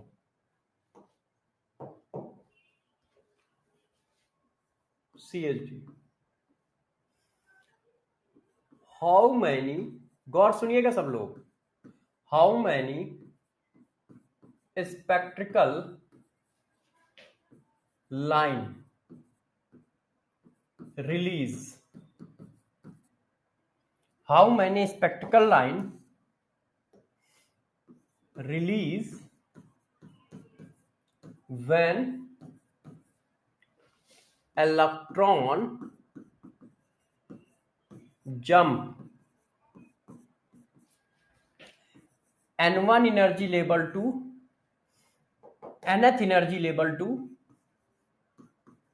ground energy level।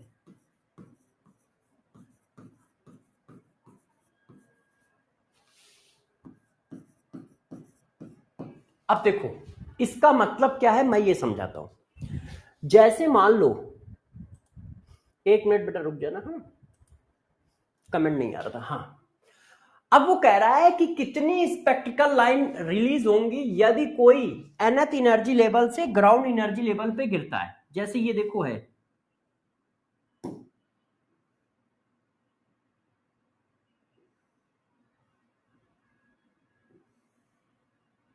देखो ग्राउंड एनर्जी लेवल का मतलब n इक्वल टू 1। कोई भी energy level ground energy level हो सकता है, कोई भी energy level ground energy level हो सकता है, मगर जब नाम नहीं लिखा जाता है तो हमेशा 1 को माना जाता है। कोई भी energy level ground energy level हो सकता है, बार बार कह रहा हूं, मगर जब वो नहीं लिखता है तो हमेशा किसको मानते हैं? 1 को। आप nth एनर्जी लेवल से 1 पे गिर रहे हो। अब गिरता हुआ जो हमारा इलेक्ट्रॉन है वो दो काम कर सकता है। कैसे कैसे, गौर सुना। अब जैसे मान लो कोई इलेक्ट्रॉन यहां से गिर रहा है, तो एक इलेक्ट्रॉन ऐसा हो सकता है कि सीधा यहां से यहां पर आ जाए, तो वो एनर्जी रिलीज करेगा इतनी। अच्छा, कोई इलेक्ट्रॉन, जैसे आप क्या है, आप अपने घर से, आपका घर जो है फर्स्ट फ्लोर पे, आपका घर फर्स्ट फ्लोर पे, या मान लो आपका घर 10 फ्लोर पे, 5वें फ्लोर पे, 5वां फ्लोर मानो, आपका घर 5वें फ्लोर पे। तो कोई बच्चा क्या है, एक साथ 5 फ्लोर उतर गया, 4 फ्लोर मान लो, क्योंकि n इक्वल टू 4 है, 1 2 3 4, 4th फ्लोर पे आप रहते हो। तो कोई बच्चा क्या है, चारों के चारों फ्लोर एक साथ उतर गया, तो अब उसकी एनर्जी गैप कैसे लोगे? यहां से यहां तक, तो एनर्जी गैप ये आया, इसी के करस्पॉन्डिंग वेवलेंथ आई। अच्छा, कोई बच्चा क्या करता है कि उतरना चालू करता है, उतरना चालू करता है, यहां तक जाता है, फिर रुक जाता है फ्रैक्शन ऑफ सेकंड के लिए, फ्रैक्शन ऑफ सेकंड के लिए रुक गया, थोड़ा सा आया और फिर जंप किया। तो जैसे ही इलेक्ट्रॉन किसी एनर्जी लेवल पे रुकेगा तो फोटोन निकालना बंद, फोटोन निकालना बंद। फोटोन तब निकलता है जब वो ऊपर से नीचे आ रहा होता है। ऑर्बिट पे है तो फोटोन नहीं निकालेगा, रिवॉल्विंग करते समय वो फोटोन नहीं निकालेगा, ऑर्बिट पे आके रुक गया तो भी फोटोन नहीं निकालेगा। तो एक फोटोन ये निकल गया, अब फिर यहां से यहां जंप किया, तो अब देखो ये एनर्जी अलग है, ये एनर्जी अलग है, तो अलग अलग वेवलेंथ निकलेगी। तो एक वेवलेंथ ये निकल आई, एक ये निकल आई, एक ये। अब मान लो दूसरे एटम का फोटोन ऐसे कह रहा है कि भाई मेरे पास बहुत कम एनर्जी है, पहले वो यहां पे आया, 3rd फ्लोर पे रुक गया, थोड़ा सा आया, फिर वो आया, फिर रुक गया, फिर थोड़ा सा आया, फिर वो आया, फिर रुक गया। अब डिफरेंट टाइप की कितनी लाइनें आ रही हैं चेक करो। तो वो इनको पूछ रहा है कि ये डिफरेंट टाइप की लाइनें कितनी आएंगी। जैसे एक ये आई, एक ये आई, एक ये आई, एक ये आई और एक ये वाली देखो यहां काउंट हो चुकी है, तो ये डिफरेंट टाइप की नहीं है। तो ये जो डिफरेंट टाइप की लाइनें रिलीज हो रही हैं वही पूछी जा रही है। ये जो पूछ रहा है ये पूछ रहा है कि यदि nth एनर्जी लेवल से कोई ग्राउंड एनर्जी लेवल पे आएगा तो कितनी लाइनें बनाएगा। क्यों? क्योंकि nth एनर्जी लेवल पे कितने एटम गए हैं, कोई एक दो नहीं गए, खरबों गए। तो खरबों में से कोई क्या है, किसी के पास एनर्जी ज्यादा है तो डायरेक्ट 4 से 1 पे आ जाएगा। कुछ इलेक्ट्रॉन 4 से पहले 2 पे आएंगे, सताएंगे, फिर 1 पे आ जाएंगे। जैसे मान लो 4th फ्लोर से 10 बच्चों को नीचे आना है, तो फ्लोर से 10 बच्चों को नीचे आना है तो भाई 10 में से 2 क्या है, एथलेटिक्स हैं, उनकी एनर्जी लेवल बहुत हाई है, वो सीधा 4th फ्लोर से चलना चालू करते हैं, सीधा ग्राउंड पे आके रुकते हैं, उनकी वेवलेंथ अलग निकलेगी। अब बचे हुए तीन क्या है, तीन की एनर्जी थोड़ी सी डाउन है, वो 4 से चलते चलते 2 पे आते हैं, फिर 2 पे रुक जाते हैं थोड़ी देर के लिए, फिर 1 पे जाते हैं। तो ये एनर्जी गैप अलग तो वेवलेंथ अलग, है ना। तो इस बात को निकालने का फार्मूला क्या है, तो आप हमेशा फार्मूला याद रखना, क्या है, n(n-1) divided by 2, n(n-1) divided by 2, ठीक है। अच्छा, मान लो केस ऐसा हो, हाउ मैनी, गौर सुनते जाइए, अभी क्वेश्चन भी पूछूंगा, how many spectral line release when electron jump nth energy level, देखो n2 energy level to n1 energy level, not ground energy level. ये ग्राउंड स्टेट नहीं है, आप n2 एनर्जी लेवल से n1 एनर्जी लेवल पे जा रहे हो, तो फार्मूला क्या बनेगा, मतलब आप 4 से 2 पे जा रहे हो, आप 5 से 3 पे आ रहे हो, 1 पे नहीं आ रहे हो, ग्राउंड एनर्जी लेवल पे नहीं आ रहे हो, तो फार्मूला क्या बनता है, तब फार्मूला बनता है ये n2 minus n1 plus 1 divided by whole divided by 2। nth energy level से डायरेक्ट 1 पे आ रहे हैं तो फार्मूला बनेगा n(n-1) divided by 2। nth energy level से किसी दूसरे एनर्जी लेवल पे जा रहे हैं, मतलब 7 से 2 पे, 7 से 3 पे, 5 से 3 पे, ऐसा, तो बनेगा n2 minus n1 plus 1 divided by 2, ऐसे।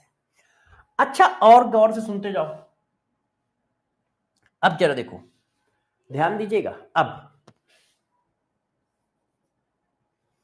Number of how many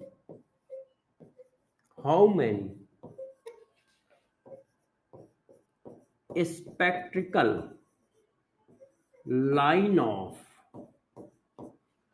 specific series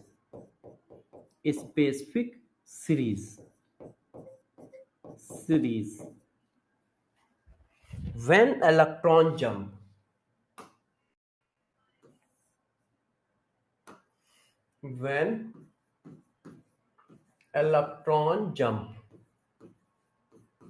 nth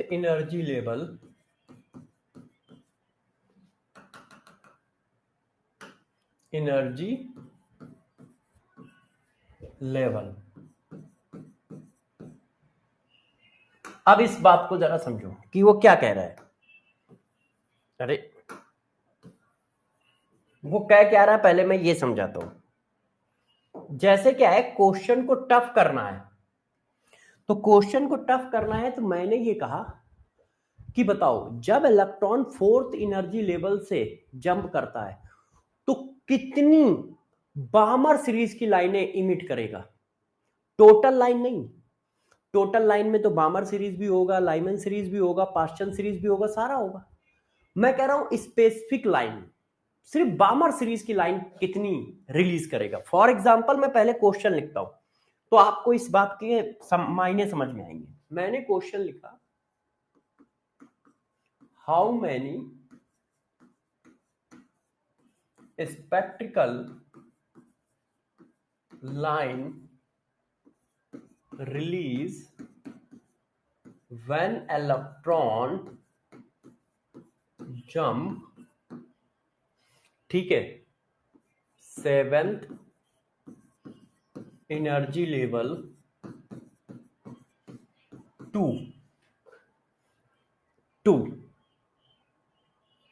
option बना दिए। ठीक है, जब मैं इसमें ग्राउंड लिखूंगा तो 6 इंटू 5 डिवाइडेड बाई 2, जब 3 तो 4 इंटू 5, जब लाइमन तो n-1 तो आएगा 4।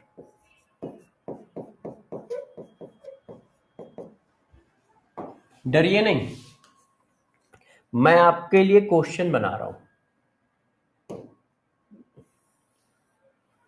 कि एक क्वेश्चन कितनी तरह से पूछा जा सकता है, इसीलिए मैंने उसको आधा लिखा है। अभी उसको मैं पूरा लिखूंगा, मगर इतना क्वेश्चन सबके लिए सेम है।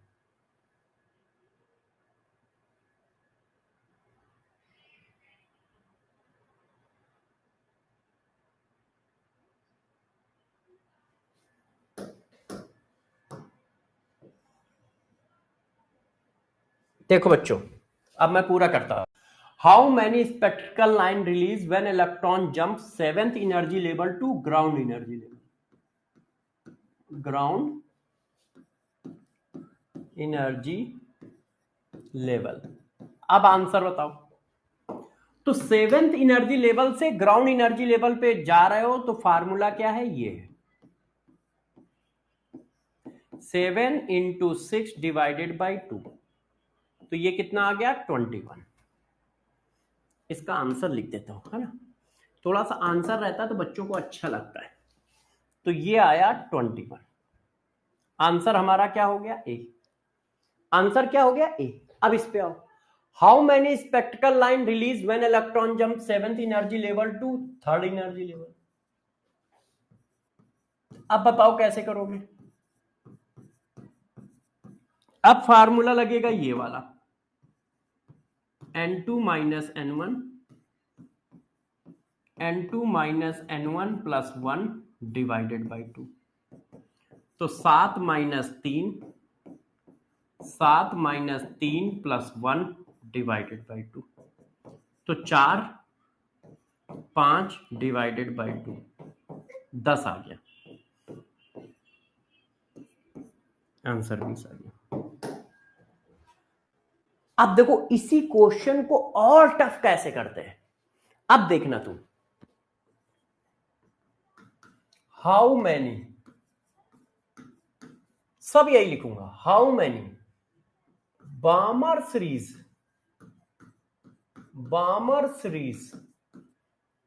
स्पेक्ट्रिकल line release when electron jump 7th energy level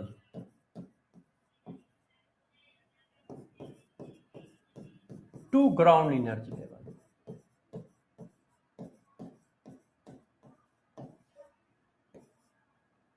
अब बताओ, ऑप्शन यही है, सी ऑप्शन कितना था 4।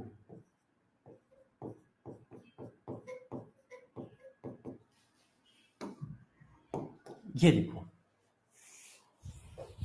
अब ना तो आपको सारी लाइनें बतानी है, ना आपको, अब आपको सारी लाइनें नहीं बतानी, कुछ स्पेसिफिक लाइनें बतानी है। ऐसा क्वेश्चन आ गया तो अभी तक इसके लिए कोई फार्मूला मैंने किसी बुक में नहीं पढ़ा है, अभी तक इसके लिए कोई फार्मूला मैंने किसी बुक में नहीं पढ़ा है। इसको लोग करके दिखाते हैं, मगर मैं आपको बता देता हूं, क्योंकि ये फार्मूला आपको किसी बुक में नहीं मिलेगा। जैसे ये दोनों मिल जाएंगे, ये किसी ना किसी बुक में मिल जाएंगे, मगर जो अब मैं लिखने जा रहा हूं वो फार्मूला किसी बुक में नहीं मिलेगा, क्योंकि वो मैंने ही बनाया है। क्योंकि मैं जब इस क्वेश्चन को कर रहा था तो कई बार मैं देखता हूं कि बच्चे इसको गलत कर देते हैं, तो मैंने फिर उसके लिए एक फार्मूला तैयार कर दिया, जैसे इफिशियंसी बढ़ जाए बच्चों की। बिना फार्मूले भी कर सकते हो, मगर फार्मूला मैंने सिर्फ इसलिए तैयार किया जैसे इफिशियंसी बढ़ जाए। क्यों? क्योंकि 100 बच्चे यदि इस क्वेश्चन को करते हैं तो उसमें से 60 से 70 गलत करते हैं, सिर्फ 20 से 30 सही करते हैं। अब जब मैं बता दूंगा तो 100 में से 99 बच्चे या 100 में से 100 सही करेंगे। तो जरा गौर से देखो, इस क्वेश्चन को पहले मैं करने का तरीका बताता हूं, फिर मैं आपको करके दिखाता हूं, है ना। जैसे ये देखो लाइनें हैं, आपको nth इक्वल टू कहां से लेना है? 7 से लेना है। देखो ये क्वेश्चन है कैसे, वैसे इस क्वेश्चन को करने में गलती आपसे तो छोड़ो, मेरे से भी हो सकती है। कॉन्सेप्ट मुझे आता है, मगर कैलकुलेशन मिस्टेक तो सबसे पॉसिबल है। अब देखो बच्चों, ये 1, ये 2, ये 3, ये 4, ये 5, ये 6, ये 7, ठीक। अब गौर सुनो, ये लाइनमैन, ये बामर, ये पास्चन, ये ब्रैकेट, ये फुंड, ये हेम्फ्री। अब हमें यहां तक वाली लाइन काउंट करनी है। भाई बामर सीरीज की लाइन कौन सी होगी? जो इस पे आके टिके। तो इस पे आके टिकने के क्या क्या चांसेस है? वो 7 से डायरेक्ट 1 पे आ जाए, हमें 2 पे लाना है, 7 से डायरेक्ट 2 पे आ जाए। अच्छा ऐसा भी तो पॉसिबल है, वो 7 से गिरे 3 पे आए, और फिर 3 से 2 पे आए। अब ये वाली लाइन क्या, ये वाली लाइन क्या बामर सीरीज की लाइन है? नहीं, ये तो 3 पे गिर रही है। जो 2 पे गिरेगी वो बामर सीरीज की लाइन है। तो 2 पे गिरने के क्या क्या रास्ते हैं? 3 से 2 पे आ जाए, 4 से 2 पे आ जाए, 5 से 2 पे आ जाए, 6 से 2 पे आ जाए, और 7 से 2 पे आ जाए। तो 1 2 3 4 5, यही तो है 5 लाइनें आ रही हैं। क्योंकि जो 2 पे गिरेगी वो बामर है, जो 3 पे गिरी वो पास्चन, जो 1 पे गिरी वो लाइनमैन। तो इसका मतलब क्या है? देखो कितनी आ रही है? 5। अब गौर से देखना, फुंड के बाद वाली को हेम्फ्री कहते हैं। अब गौर से देखना, मैंने इसका एक आपको फार्मूला बना दिया है, जैसे किसी बच्चे का बिल्कुल गलत ना हो। क्या? n माइनस, है ना, n minus series, n1 of series, n1 of specific series. ये देखो, अब जरा देखो, आप कहां से गिरा रहे हो?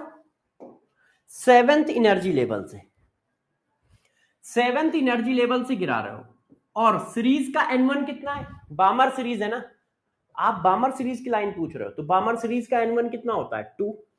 माइनस कर दो, कितनी लाइनें आई? 5 लाइनें आई। कितनी आई? 5। ये सही है। अब यदि मैं पूछता पास्चन सीरीज की लाइन बताओ, बताओ कैसे बताते? मैं पूछता सिर्फ पास्चन सीरीज की लाइन बताओ, तो ये फार्मूला कैसे काम करता? 7 माइनस 3, 4 आंसर आता। मैं कहता ब्रैकेट सीरीज की लाइन बताओ, तो 7 माइनस 4, 3 आंसर आता। मैं कहता लाइमैन सीरीज की लाइन बताओ, तो 7 माइनस 1, 6 आंसर आता। 7 माइनस 1, 6 आंसर आता। तो ये ध्यान रखना, n minus n1 of specific series. बस क्वेश्चन खत्म हो गया। अब अपने को टेंशन नहीं है, आप जो पूछोगे, और किसी को कुछ ना समझ में आए तो वो गैप है, आप चेक करो, 7 और 2 के बीच का गैप क्या है? 5 ही तो है ना। तो ये क्वेश्चन भी पूछा जाएगा कि एक इलेक्ट्रॉन 7th एनर्जी लेवल से गिर रहा है, तो बताओ कितनी पास्चन सीरीज की लाइन रिलीज करेगा। अब ये क्या है, टोटल लाइन रिलीज करने के फार्मूले हैं, उसमें लाइमन भी शामिल है, पास्चन भी शामिल है, ब्रैकेट भी शामिल है, फुंड भी शामिल है, सब शामिल है।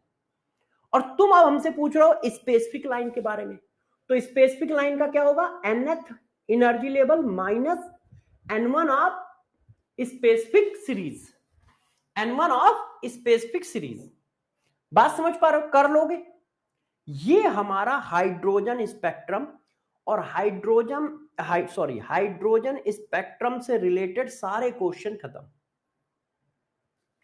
अब हम बात करने जा रहे हैं किसकी, बोहर थ्योरी की। अच्छा टाइम हो रहा है, हाँ, तो बोहर थ्योरी आज नहीं स्टार्ट करेंगे, बोहर थ्योरी आज नहीं स्टार्ट करते, कल स्टार्ट करेंगे। मगर मैं तब तक एक बात बता देता हूं, तब तक एक पॉइंट पढ़ा देता हूं, है ना। अब पीछे पढ़ाया है कि नहीं मुझे नहीं पता, ग्राउंड स्टेट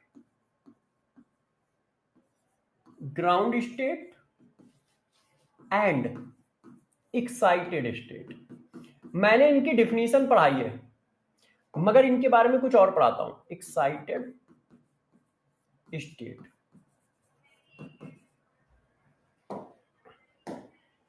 अब देखो जरा,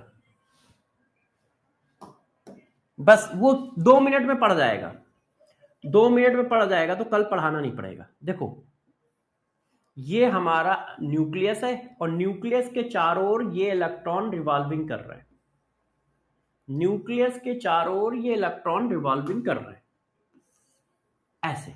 अब गौर से समझना बच्चों, सपोज करो एक इलेक्ट्रॉन यहां था, तो ये इसका ग्राउंड स्टेट हुआ। अब इसके लिए ये सारे एक्साइटेड स्टेट हुए, है ना। तो गौर सुनना, ये मैंने पढ़ाया है, मगर मैंने जो पढ़ाया है और जो पढ़ाना चाह रहा हूं उसमें थोड़ा सा डिफरेंस है। ग्राउंड स्टेट का मतलब क्या होता है, जहां पर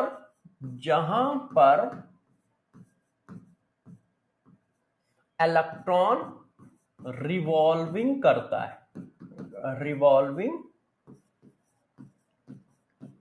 है, उसको ग्राउंड स्टेट कहते हैं। जहां पर इलेक्ट्रॉन रिवॉल्विंग करेगा उसको ग्राउंड स्टेट कहेंगे। अच्छा एक्साइटेड स्टेट किसको कहते हैं, एक्साइटेड स्टेट किसको कहते हैं, एक्साइटेड स्टेट किसको कहते हैं, जब इलेक्ट्रॉन एनर्जी गेन करके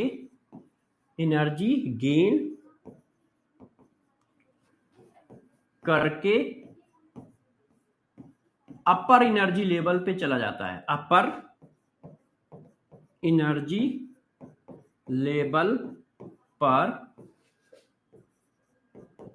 चला जाता है। तो सभी अपर एनर्जी लेवल, तो वो अपर एनर्जी लेवल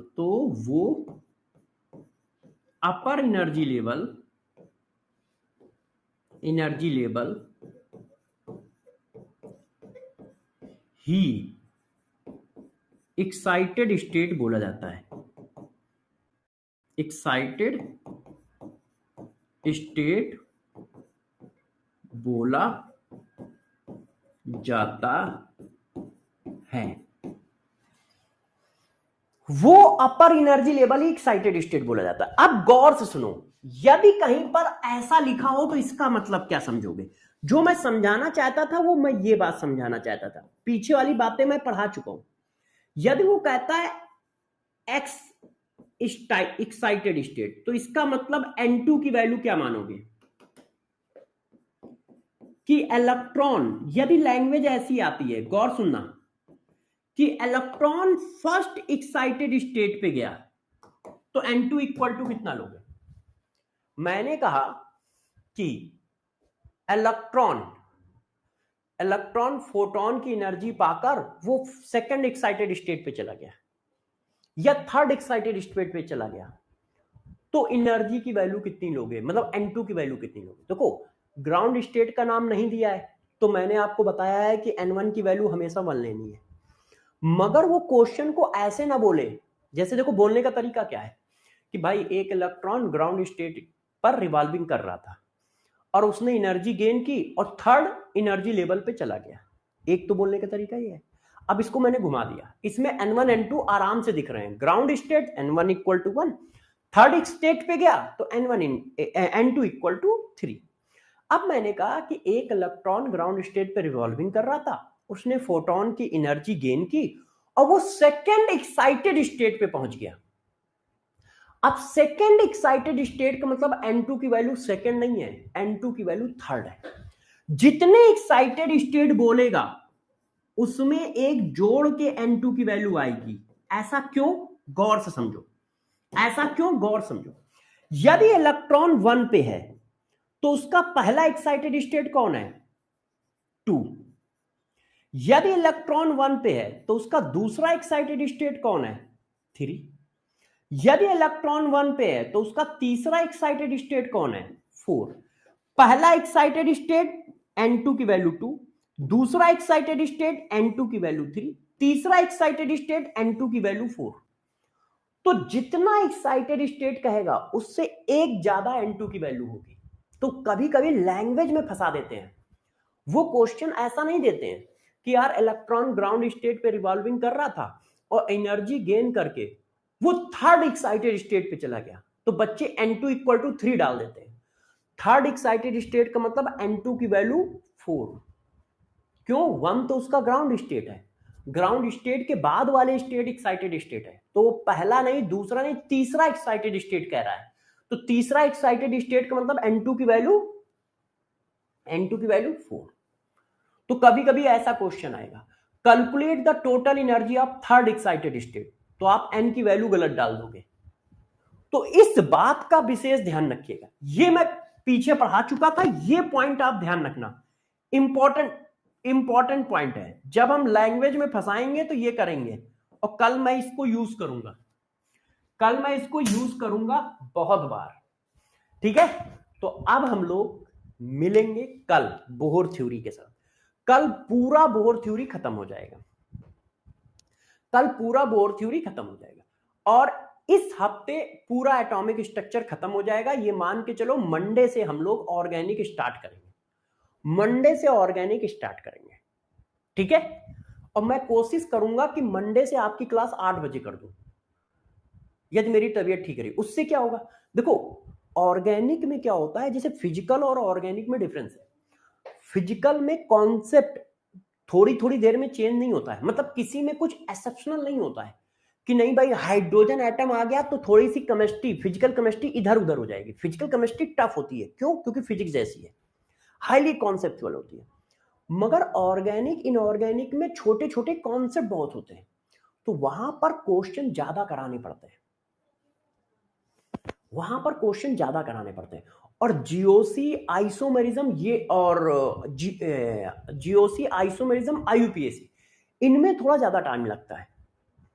जब आप रिएक्शन मैकेनिज्म में आ जाओगे तो कम टाइम लगता है, मगर ये जीओसी है, आइसोमेरिज्म है, इनमें थोड़ा टाइम टेकिंग है। तो हम लोग कोशिश करेंगे कि 8 बजे से करके 2.25 घंटे की क्लास में मंडे से, कोशिश रहेगी मेरी, यदि मेरी तबीयत ठीक रही, है ना। नहीं तो उस हफ्ते ना करके अगले हफ्ते करेंगे। जैसे क्या है कि आपको ज्यादा प्रैक्टिस करा पाऊं, ज्यादा आराम से प्रैक्टिस करें, क्योंकि ऑर्गेनिक पढ़ाते समय मैं पहले तुम्हें बताऊंगा कि ऑर्गेनिक पढ़ाऊंगा कैसे और तुम्हें क्या करना है, उसकी पूरी डिटेल दूंगा आपको। ठीक है, बच्चों, तो कल मिलेंगे, अपना ध्यान रखिएगा, बाय बाय। ऑर्गेनिक के बाद इनऑर्गेनिक स्टार्ट होगी।